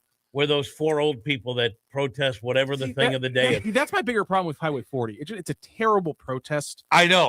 There needs to be more room. Because it's convenient. Highway 44, on the other hand, like the overpasses on Highway 44, oh my gosh, built for protest. Well, and that's why it's God's highway. Listen, it's the same people. They were protesting in favor of funds to Ukraine. They forgot about that. Then it was climate change, same four. And then it was the No Kings. Then it was in support of Palestine. Now it's in unity with the people in Minnesota. I like this, Joe. Gino says, Utley getting in while guys like Dave Concepcion is still waiting would be a crime. The Major League Baseball sports writers are most holier than thou pompous asses. Okay, just Wow, remember people are getting got today. Okay, Dave Concepcion Yeah, that's Are a they? whole other can of worms. He played in Cincinnati, so that's a whole other can of worms. Is that not Major League Baseball? No, it is Major League Baseball, but he knew about Rose's betting, and there are people that don't like Pete Rose, and that affects You think him. that really? Yeah, I think it's a big Because part you of it. knew about Pete Rose? I think there's a part of the segment that believes it. Yeah. They were close. I think they hold it against him somewhat. I don't think he was part of one of the most dominant. He was Big Red Machine. There's no one doubt of the most about it. dominant sequences of a team being unbeatable for a stretch. I think Dave Concepcion should get more further consideration for the MLB Hall of Fame. I really do. Tony Perez, Joe Tony Morgan. Perez is in. What do you think Pete Rose? How much money do you think he's got? None. Well, None. He's no longer. Well, you with can't us. take. You can't take it with you. I forgot he died. Yeah, he's no longer with us. So don't the Pharaohs do that when they take all their gold? I wonder. What do you mean, Rob? You can't get into heaven without that. I wonder how much money. I forgot he Come died. on. I'm usually the one killing people. Sorry. It's okay. Did he make? Because I remember they always talk He about was. him being in Vegas. Do you know what sitting his by lifetime himself, ban was lifted, signing- Cam? Oh, His lifetime ban was lifted, so now he'll be eligible forgot for the he Hall of died. Fame. I know. I don't think he had a ton of money because he was signing autographs outside. Yeah, that's what I a mean. store. Yes, in Cooperstown. But he was And also in Vegas. He was also, In Vegas No, also. in Vegas. But he was also employed until he died. He literally had a job at MLB Network or ESPN. I always forget. No, he what it didn't. Was he not? No, he didn't. He was No, on he there was a on couple Fox times. for a cup of coffee, and then that ended. He was on there all the time with A-Rod. He showed A-Rod. He a couple was of for a movies. while, and Yeah. then that ended. Well, I guess right until he died. But I'm saying is he was. Trust me, He was pulling a was- salary, but he's probably. But I mean, he's also just. I mean, he's legendary because there was like 20 years there You're where not- he was in Vegas, like just living in Vegas, like doing Dude, shows out there and yeah. stuff like You're that. not- You can't imagine he made any money when he's living in Vegas betting like every day. Do you have I'm any sure. idea? He'd be Yeah. FanDuel's biggest spokesman. Oh God! Oh That'd be the- God! it's a tough He life. missed the boat. Are He you was- kidding me? you're If like Pete this. Rose was alive, every day. Yeah, he had he had a table that he would set up outside I like know. this indoor mall. He's like miserable. He's just like, Signing for oh, terrible. I don't think you do that unless you have to. hours. Yeah, the fact Oh, that yeah, he, for the hours. fact that he lived in Vegas for a solid like decade plus or 2 decades, like he was probably he was probably making money and then immediately turning it back over Yes, at the track. that's of the what he did when he casino. got his WWE Hall of Fame payoff. He went and just bet it all away, and they were shocked by it. When It's a brutal life. I don't know man. why anyone would be shocked by that. I think it's easier to get off of drugs. I think they were shocked by Than it. gambling. Probably similar. Yeah, Oh, it's similar. But I will say this: Probably not as what a freaking player! Hard on your body. Oh, That's exactly- excellent that's player. not Are your you body, kidding your me? liver and everything. Like, don't get me wrong. Nobody hustled better than Pete Rose. I still have that Ray Fosse play in my mind like nobody's business when he ran into Fosse and he collided. Yeah, bro. Oh, God. Bro in the brain, baby. Yeah, God dang. that 1970 All-Star game. He was in Philly, and you keep pumping up Philly, so simmer down. This isn't a Philly show. He was with the Reds at that point. I know, but he was a Philly. He was a Philly. Oh. Yeah, no, 1980 he won a World Series there. We talk about anybody who plays in a red jersey on this show. Cardinals, Phillies, Indiana Hoosiers. Hey, What do we say what when are they these watch wrestlers their going to do after the match? Are they going to go party in Saudi Arabia? Are they hiding? They have a great spread for him. What are they going to do? I've heard they've had a great spread for Are they him. going to I'm go look telling for you. chicks somewhere? They have the most wonderful spread I've heard down there. I've heard it's phenomenal. Look at you. I can't tell you. I don't really. I mean, if I'm a professional athlete, would you go for the payday? Sure, you Yeah, but I they think you're get going paid to a lot watch of your. money. I'm probably going to watch your P's and Q's. I agree with that. Yeah. I don't even know if their bars open. Like, can you go grab a drink in a bar in Saudi? I don't know. I'm sure they're gonna bring a lot of catering and a lot of Can individuals. you talk to the to women arena. there? Are you allowed to? I know that the new Scary. the new Dave and Buster's that they opened up in Tehran is doing very. Is it well. doing good? It's really, yeah. They have a top. really well. They got a top shooters out there. Dave and It opened Buster's. the day before the protest started. Dave and Buster's. Hold it against him. So, Rock, where would you rather play a game in? Iran or Well, Saudi? You can't really play. You can't really do anything politically in Iran right now because it's falling apart. And also, I'm an American, and again, ever since the Ayatollah took over, persona non grata to say the least. We are an ally of Saudi Arabia, inexplicably.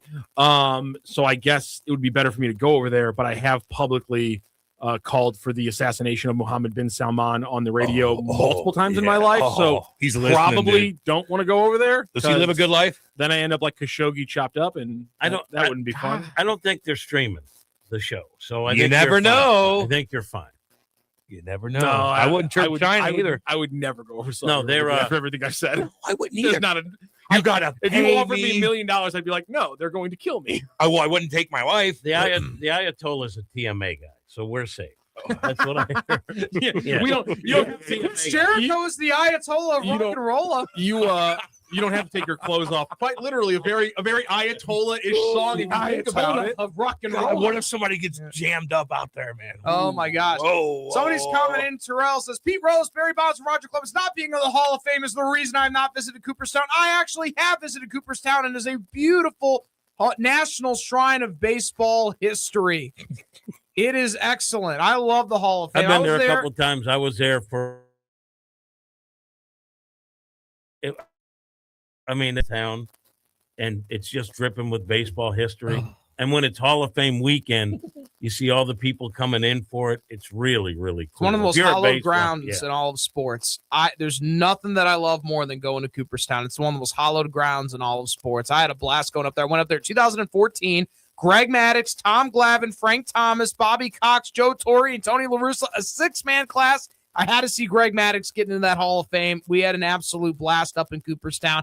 And actually, Pete Rose was up there when I was there. He was signing outside of a store, not near the Hall of Fame, but he actually was How much? there. How much for a ball? It was a lot. A lot. There were a lot of guys that What's were there. Pujols do that for? What was his? Like 500 or something? Yeah, he wasn't there, though. He was still playing at the time, but yeah. So what they do is MLB works at a partnership, maybe even weren't Hall of Famers, but were great players. Yeah. And they put them in one place. And then the guys that might not have that relationship do it independently.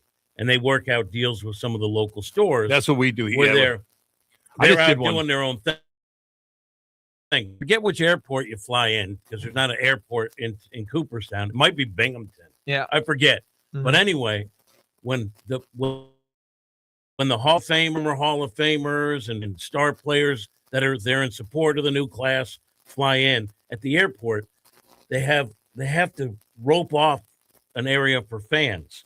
So I've never seen that at an airport. So and it's a small airport, and there's this huge section of fans. Just like when Greg Maddux got off the plane, and then he stops and signs for them. It's unbelievable. Oh, yeah. And the airport is a drive away from Cooperstown. They went and were staking out the airport to get their I like that. Somebody said Brody should do an auction. He should be an auctioneer. Okay. I do it. I got it. Do you know there's an auctioneers union? That's a real thing. I do. I'm telling you, I got into it years ago. Loads of your scabs. Yeah. What the hell, Cam? I know. I thought you always pro labor. Are there am. people Damn that make scab. their entire living being auctioneers? I wonder if that's like God, a full-time yes. profession. There's I a think lot it of is. money in that, dude. There are. I think God, there is, yeah. When I do stuff for Make-A-Wish, they'll Hell bring yeah. in sometimes like a Yeah. real auctioneer Get paid a lot of money. because they're better at scanning the room Yeah. and they know how to push buttons. And they got money to spend on an auctioneer because you know that money's going to be made Oh, up yeah. if you have a good auctioneer. Lozio get the money out That's of a you. heck of a job. He will get the money out. He'll put you on the spot. That's a heck and of you're a like, job. okie dokie. I gotta say one thing though about it. I love Losey. Oh boy. Here we go. What? What do you do? I don't think the cowboy hat is his look. I agree. He's from Saskatchewan. No. And I evaluate. I like it on him. It looks good. I think his style right I now. saw I him give beh- him compliments. I saw because him he behind changed you. his style, and he looks good. Oh, in the video. I thought he's sitting behind you at the Blues Hall of Fame. Yeah. And he's right behind you, and I saw it, and I was like, No, it looks better in my is opinion. it because I saw Toby Keith wearing it later and he looked so much You better? mean No, Garth- Garth Garth. Brooks. I mean, Garth Brooks looks so natural in That's it. true. And I'm like, is That it might just that be I it. saw Garth a minute later, and so I was comparing them in my head? Because that's not fair. Garth Brooks looks so I natural. like in it. Losey's look. Okay. And I chirp Are him. you talking about I Reed chirp Lowe? him. Maybe it's the It color. looks Maybe good. it was the color of the hat. Maybe it was the color. Are you of the talking hat. about Reed Lowe? I think it looks good. I don't think many people can pull that off. I know. No. He can do it. And the people that can't, He I can think, do it. are jealous of that. And I just think about him with a cowboy hat compared to him dancing around with an umbrella. Cowboy hat is an upgrade. That Why was he dancing around with an umbrella?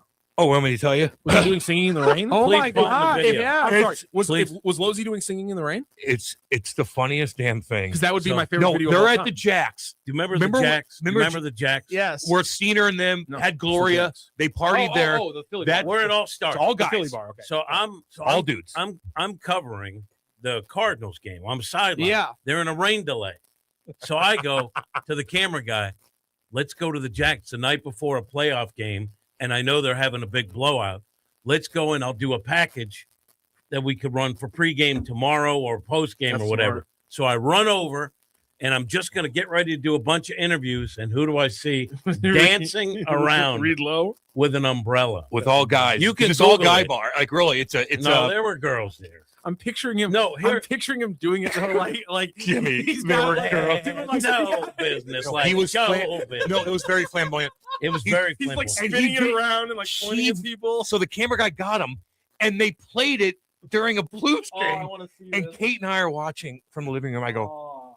is that freaking look? I rewinded it. I filmed I it. wanna see I this posted it so on my bad. Insta story. No, and we It's and the funniest. we interviewed him too. You know, Prancing. they asked him to go. Oh, so, I chirped him so bad. That Jacks Club, when they knew that Blues fans were in town, so they opened it up and they charged $25 cover to make money for the club. Okay. So there was, You know what? It wasn't just club. night. I'm seeing his profile picture on Instagram right now. He's pulling off the hat a lot I better told than that you one. because You're he's got right. he's You're right. 6'5". You're right. He's got- 6'5". He looking wears good. jeans. He's got the shite He's kickers looking on. good.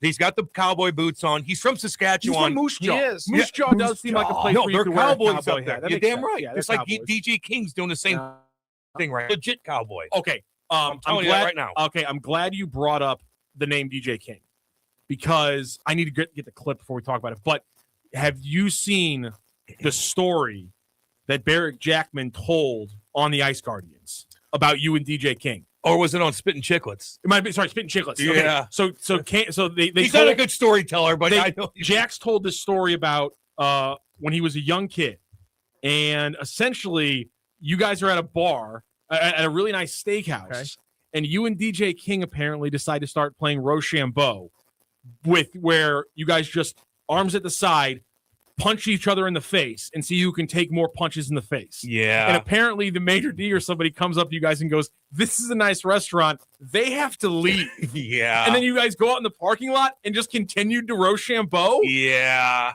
Yeah. And then Jax had to sit us down. And then Walt, Kinger was so wasted. Scary. He went and Kinger is scary looking when he's got this look in his eye and his teeth like, "Hey." And Walt, he's like aggressive, and they're trying to control him on the bus. It's our rookie party too. By the way. That's a rookie. They're party. trying to control him, and Walt's in the back of the bus like, "Kinger, you pansy ass!" Oh yeah, calling out. Kinger's trying to go over, and they're all holding him back, and Walt's come out, yeah, throwing things at him. Yeah, they Brewer talked to us the next day. Can you walk me? Eric Brewer had to sit us By the down. way, the next can day. you Walty means Keith the Chuck for those who don't Yeah. know, because you got like half the audience like, what? Yeah, I Keith think the they know. Chuck. Do they? Can you walk me through just the thought process on just trading punches with Kinger as a fun little dinner Alcohol, event? and then I'm screaming, "That's what you get for signing both of us."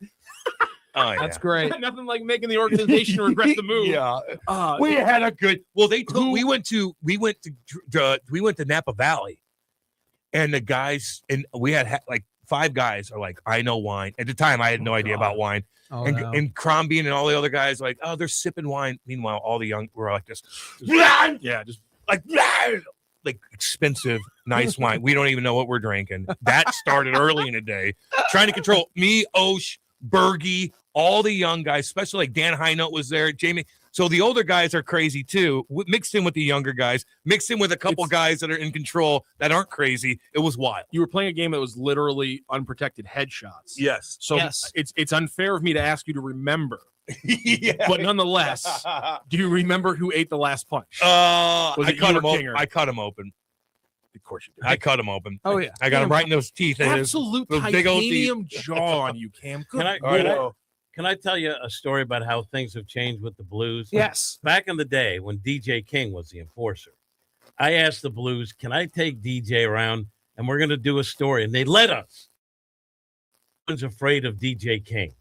So we went into like this hamburger place on Keener Plaza. I forget what it might have been like the roast beef place, probably still not there.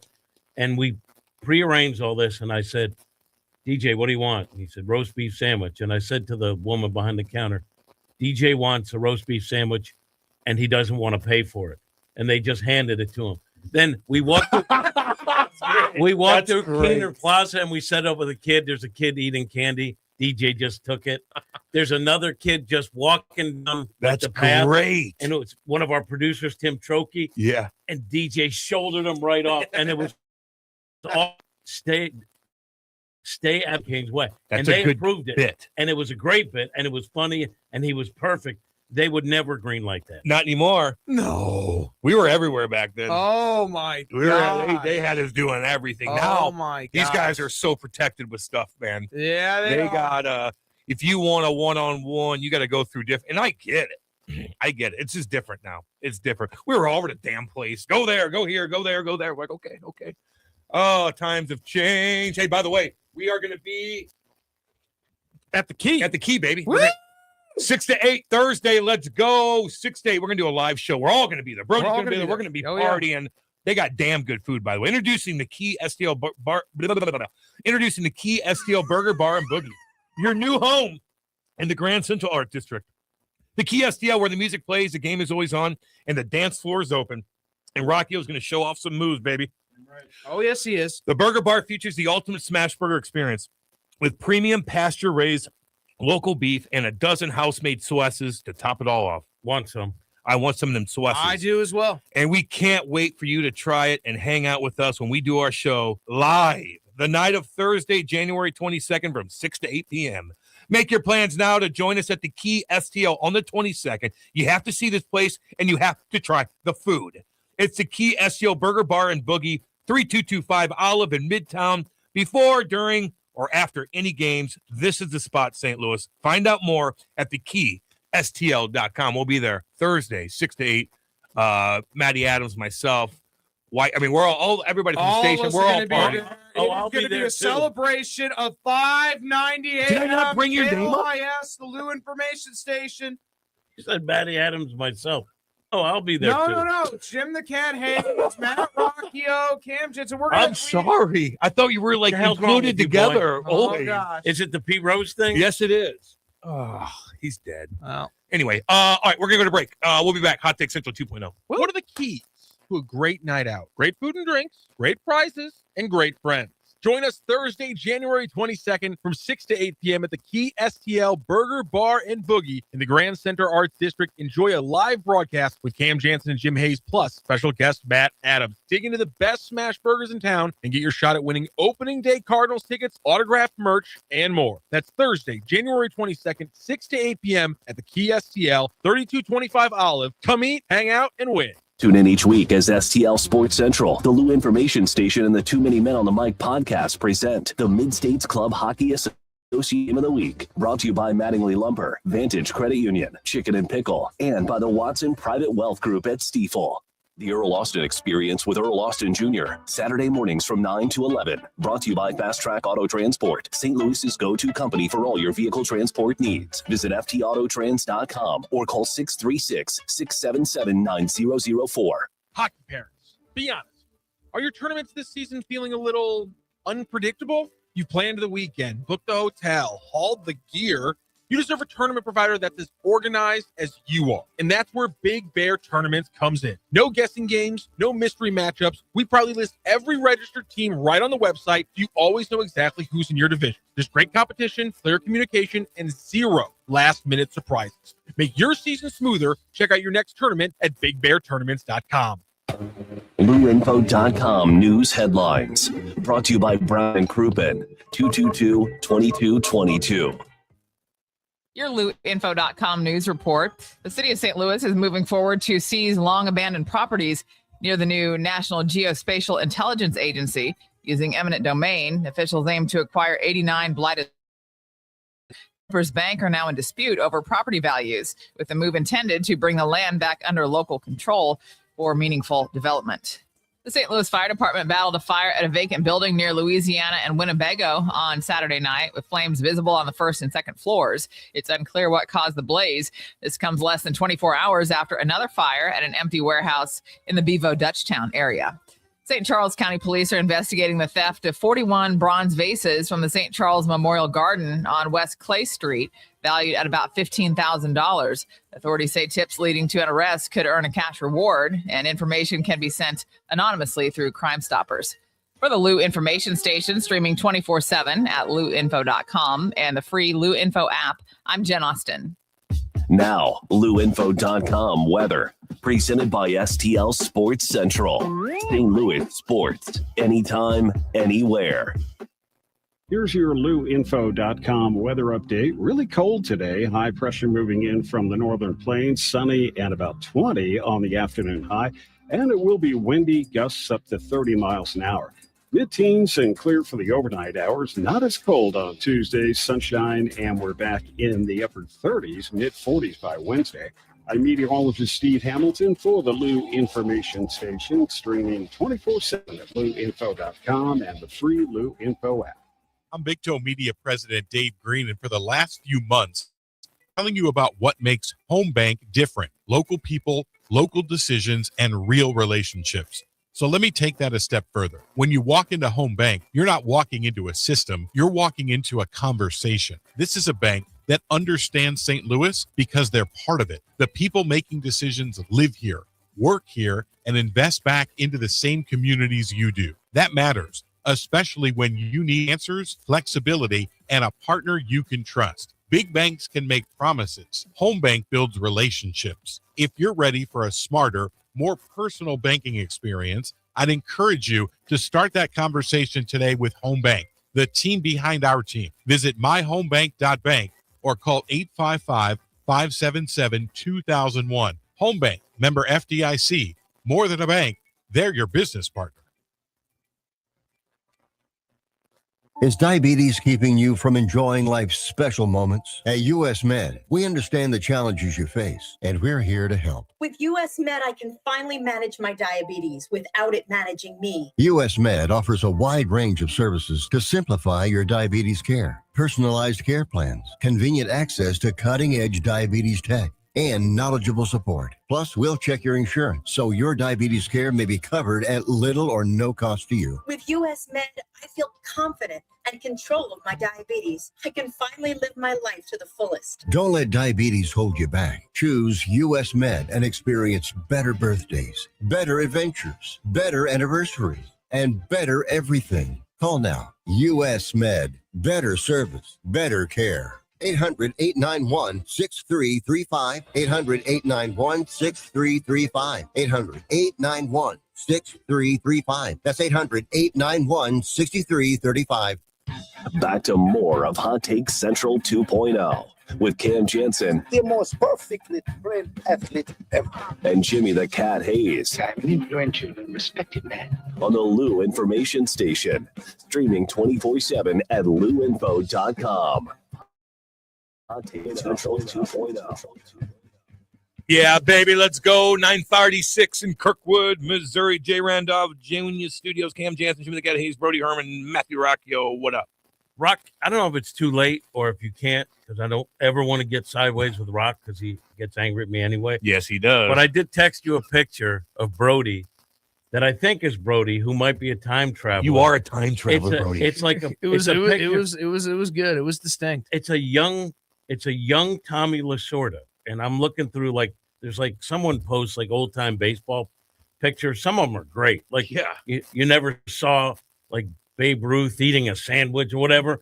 Here's a young Tommy Lasorda. I go, that's Brody. And then you showed me, I go, that's Brody. Yeah. And then Brody goes, no, I do. I think it really Brody's does. like, that's me. Do you know what? That's a celebrity. They should do how they have the celebrity things and how the lookalikes. That's a doppelganger thing at the sporting events. I would admire that being compared to a Hall of Fame manager. That's not a bad comparison. And loved his Charlie Gittos, by the way. Tommy Lasorda loved his Italian food. Loved Charlie Gittos when he was in town here. A heck of a manager. I'm telling you what, Tommy Lasorda, just what a great guy. And I'll tell you this story.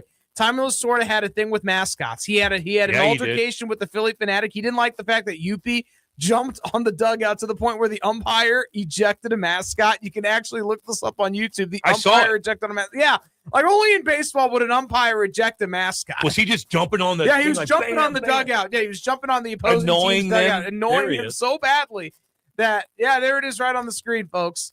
That's Tommy Brody. Lasorda. Yeah. And by the way, It is you, dude. And It's crazy. By the way, It's so funny. people are going crazy with this Kyle Tucker sign. Aren't they $60 million a year? It's crazy, but like people think it's the end of baseball. It's the end of civilization. No, as it's not we the know end of it. baseball civilization. It's an asteroid. We'll do that. It's crazy. Now baseball has a situation, especially with what's going on with the rights money now, with an impending labor situation in 2027. Baseball has problems to work out. Yes, they I do. think they will, because the owners don't want to lose a ton of money, especially if their rights packages aren't great. For this year, that could change. And then the players are going to lose a lot of money too. And it's always been the guys that have been making $20 million a year they're going to be fine. But you got to think about the younger people. And you also don't want to tick off the fans, because when baseball had a work stoppage before, it takes a little time to get your fan base back. That's right, 1994. So I'll never forget it. There's a lot of things at stake. Hopefully they work it out. But on Cardinal territory, I think we were kind of trying to break down some common ground on that, because it is former players who were like, yeah, pay them whatever they want. And I was like, the question is it sustainable? That's the concern. If you're spending that kind of money on that guy, is it sustainable? Now, the owners are billionaires and have their cheap investment, will never lose value, hasn't to this point. You understand that. But at some point, that system has to be fixed. So, I don't know, someone shut the door. Brody did. Yeah, there was a lot of noise outside, and it was going to be interfering, so I just shut the door on, so we don't need to hear that. But I do think there was, like, it seemed to a man, the national media was like, salary cap now, which will happen at some point. It will. And a salary floor. It will. You got a lot of teams pleading poverty as they make a lot of money and the value of the team goes up. So you got to figure it out. Like everything else, there's common ground. Hopefully. Oh, absolutely. There is, without a doubt in my mind. And I don't, there may be a lockout, but it won't be as long as it was in 1994, because they don't want a stoppage of any sort. And I think Kyle Tucker, the guy's never hit more than 30 homers in a season, and he's getting paid $60 million a year. What are we doing here? Do they have room for all these guys? The Dodgers don't even care. They don't care with any baseball rule. We're going to find a loophole. Screw the luxury tax. You know why? Because we're the LA Dodgers, God dog. That's where I want to be. We're the LA Dodgers. They have a television deal that is outside of revenue sharing based on court dealings with the bankruptcy. So they don't have to share some of that. They also have tapped into the international markets like no other team has with the signing of Ohtani. Of course. So they have money to play. Now, do they not play with that money? They should. They should. And it's not their I like fault, it. though people are raging at the Dodgers. They're doing kind of like I think most people would as they try to establish themselves as a dynasty. Of course. But and they it's up could to have lost. baseball to Still. figure it. They could have lost. They went to 7 games in this past Coulda World Series lost. against the Blue Jays. Awesome I'm telling games. you, but they don't care what anybody else thinks. They have no regard for anyone else. You know why? Because we're the Dodgers, and we don't care. We're going to outspend everybody. Yeah, right. We're going to get Edwin Diaz to be in our bullpen. We don't even care. Put Kyle Tucker in right field. Teoscar Hernandez at left. Andy Pajes in center. Max Muncy at third base. Tommy Edman at second. Shortstop Mookie Betts. First baseman Freddie Freeman. Shohei Ohtani at DH. Oh, by the way, you can also pitch. Put Will Smith at catcher. Let's just give him a huge freaking deal. And let's give Blake Snell a huge deal. And then let's give Tyler Glasnow a huge freaking deal. And all these other guys, all those 9-figure salaries. Yoshinobu Yamamoto, Roki Sasaki. We're not going to stop. You know why? Because we're the Dodgers. You're damn right, Brody. And Nine figures. And the Mets said the same thing. We're not going to stop because we're the Mets, and it didn't work. No, it didn't. It didn't No, work. it didn't. No. Who's the next big free agent out there they could Well, I'll sign? tell you this. Cody Bellinger's out there. But I Yeah, think the but he's Yankees not- will try to reassign him, but he's out there. He's a big ticket, but he ain't. And but if you're paying that much for Kyle Tucker, Exactly. The whole market's been reset now, Jim. Get everybody. I don't know if it has, because I don't know if anyone's going to pay that for. I don't think that's now the value of someone like Kyle. Like, I just don't think it is. Is that just an anomaly, Jim? Is that an outlier for Tucker? I actually think it might be the breaking point where everyone's going to say, let's figure this out. It's out of control. But It's out of control, Jim. But civilization will continue until the asteroid. Exactly, until the asteroids. It wiped out almost all the dinosaurs. When is that? Just one. When is that? We don't know yet. We don't know. Hopefully not in our lifetime. Maybe Would you want to 1,000 know years. if an asteroid was Not coming? Would you Tyler's want to either. know? No. Nah. Well, maybe. Do you worry about that? No. Do you toss and turn over that? No. But it's happened before. and Now it's gonna here's repeat the itself question again. though. Maybe Would you want to 1,000 know years. 30 days before if an asteroid is coming? Yeah. You'd want to know 30 days before. Sure. Okay. I want to do my thing. Now, so if I go to Schnucks or Deerbergs today, you're saying don't buy the green bananas. You don't need to. Yeah. Yeah. All right. Stock up on toilet paper. Oh gosh. Why? You don't Remember need that? it. You don't have to. Yeah, you're right, because you're going to die. Yeah. Yeah. Unless you have a bunker. Do you have one? No. Bunker. You're going there? I could. What if they don't let you in? Then you kill them? Probably. Kill them and take the bunker? Yeah. Did you play the game Asteroids when you were a kid, Cam? I was too young for that. I got Asteroids- into Nintendo. Remember, Mario Brothers was the first thing I got into, and then Mega Man, Nintendo ES or whatever it's called, the first one. We got to go, guys, and it pops right on. That Nintendo. I didn't get in. Atari. I was too young. In 1988, I was 4 years old. That's what I got. You're a big Denver the Dinosaur fan, aren't you, Cam? Loved it. Love Denver the Loved Dinosaur. Ninja Turtles. Loved Ghostbusters. Loved Denver the Dinosaur. Loved Saved by the Bell. I love Looney. I love Bugs Bunny, but not the animated Looney or the new Animaniacs. I was too old for that. I like the old school Bugs Bunny with Roadrunner and Wile E. Coyote, who just got his ass kicked all the time. It's hilarious. Did your parents have a Plymouth Bugs Bunny. Roadrunner as a car? No, they've had some. My dad had some trucks. My dad did bring home I told you, he brought home a station wagon one time, and me and my brother both cried. We're like, oh God.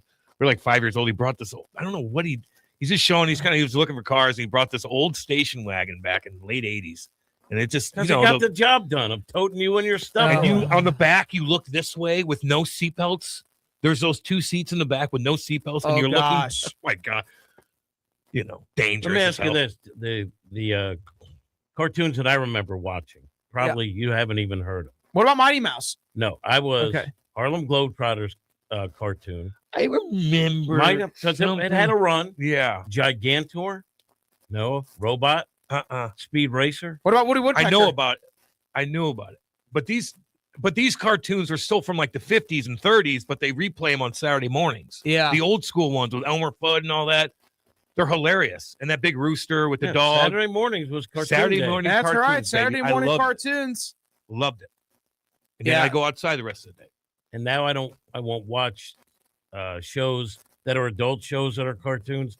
I don't watch those. Why? I don't either. What? Not anymore. I don't Family Guy. Not a Tip of the Family Guy Cap, fan, whatever. Jim? I'll just watch clips on YouTube of that. I don't need to watch a full I watched episode. enough SpongeBob when my kid was little. That was Oh, I good. love The Simpsons. When I was younger, great. Simpsons was But I fantastic. don't watch it. I haven't watched it since. I can't watch superhero movies. I love superhero Besides movies. Batman. Never saw it. Batman is a different level, Jimmy. It's not. It is. It's dark. Christopher It's Nolan is a dark and directorial mean. genius. Badass. How could you allow this? Dark Knight is one of the greatest movies. I saw it in the movie Just theaters when telling I you. was 6 years old. Made me fall in love with cinema. Batman in 1989 was fantastic. Of course it was. Batman Returns with the Penguin Danny DeVito, was badass. And then I'm like, Joel Schumacher got until involved 2008. exactly. Joel Schumacher got involved and then it went downhill. But I mean, Never Michelle saw Pfeiffer Star was Wars Catwoman. either, Oh, God, dog it. See, we have no Star Wars. I couldn't get into it. And I grew up loving Star Trek. Didn't I like it. love Star Trek. I watch a little Battlestar Galactica. I watch Alien. That's what my mom got me into. And that What was your reaction when the alien popped out of the guy's stomach? I don't know what's worse, that or gosh dang Exorcist when she puked and her head spins around or whatever that was, and she's doing crazy stuff. That was wild. Reagan, Alien. That scarred me a little. Exorcist, Saw it too Jaws, Alien, rocked me. Oh, and my. Poltergeist. Poltergeist And is an a old good one. 1979 called The Changeling about a haunted house. An old man. It was 19. My mom got me into these old school ghost movies, and they're horrifyingly scary. No blood, no anything, no really jump scare. What about Werewolf Just- in London? God, that got me. God damn. Werewolf in London did too. Yeah, Man, Pretty good. pretty good. Pretty good. Pretty movie. goofy a little bit times. It had a little humor to it, but it was the werewolf looked scary. Had a lot Yeah. of humor to it. Yeah, and but a lot the of werewolf Dark humor. that little town in England. They had to go. He's like checking it out. He's like those towns, and you live in England. You're like, God, I just know where that's at. This guy's buddy had his neck gouged open. He's saying, dude, look at me. You got to take your own life. Look what you're doing. What are you doing? Yeah, kill yourself. Exactly. Werewolf in London. Scary. Nothing better. Rock's gonna go check those little towns out in a couple months, baby. You're dang right you are. Are All we right. going across the pond? Yes, he is. All right. I want him to document every move he makes. 'Cause Yes, I'm sure wouldn't that be great? I'll watch everything. Tally ho! Hell yeah. All right, Brody. Thanks for joining us. Thanks, everybody. Love you. We'll see you tomorrow. Enjoy your day. Hot Take Central 2.0. The choice of a lawyer is an important decision. It should not be based solely on advertisements. Not sure how to get a lawyer after an accident? Call Brown and Crouppen. We'll walk you through it. Worried it'll cost too much? Here's a fact. At Brown and Crouppen, you pay nothing up front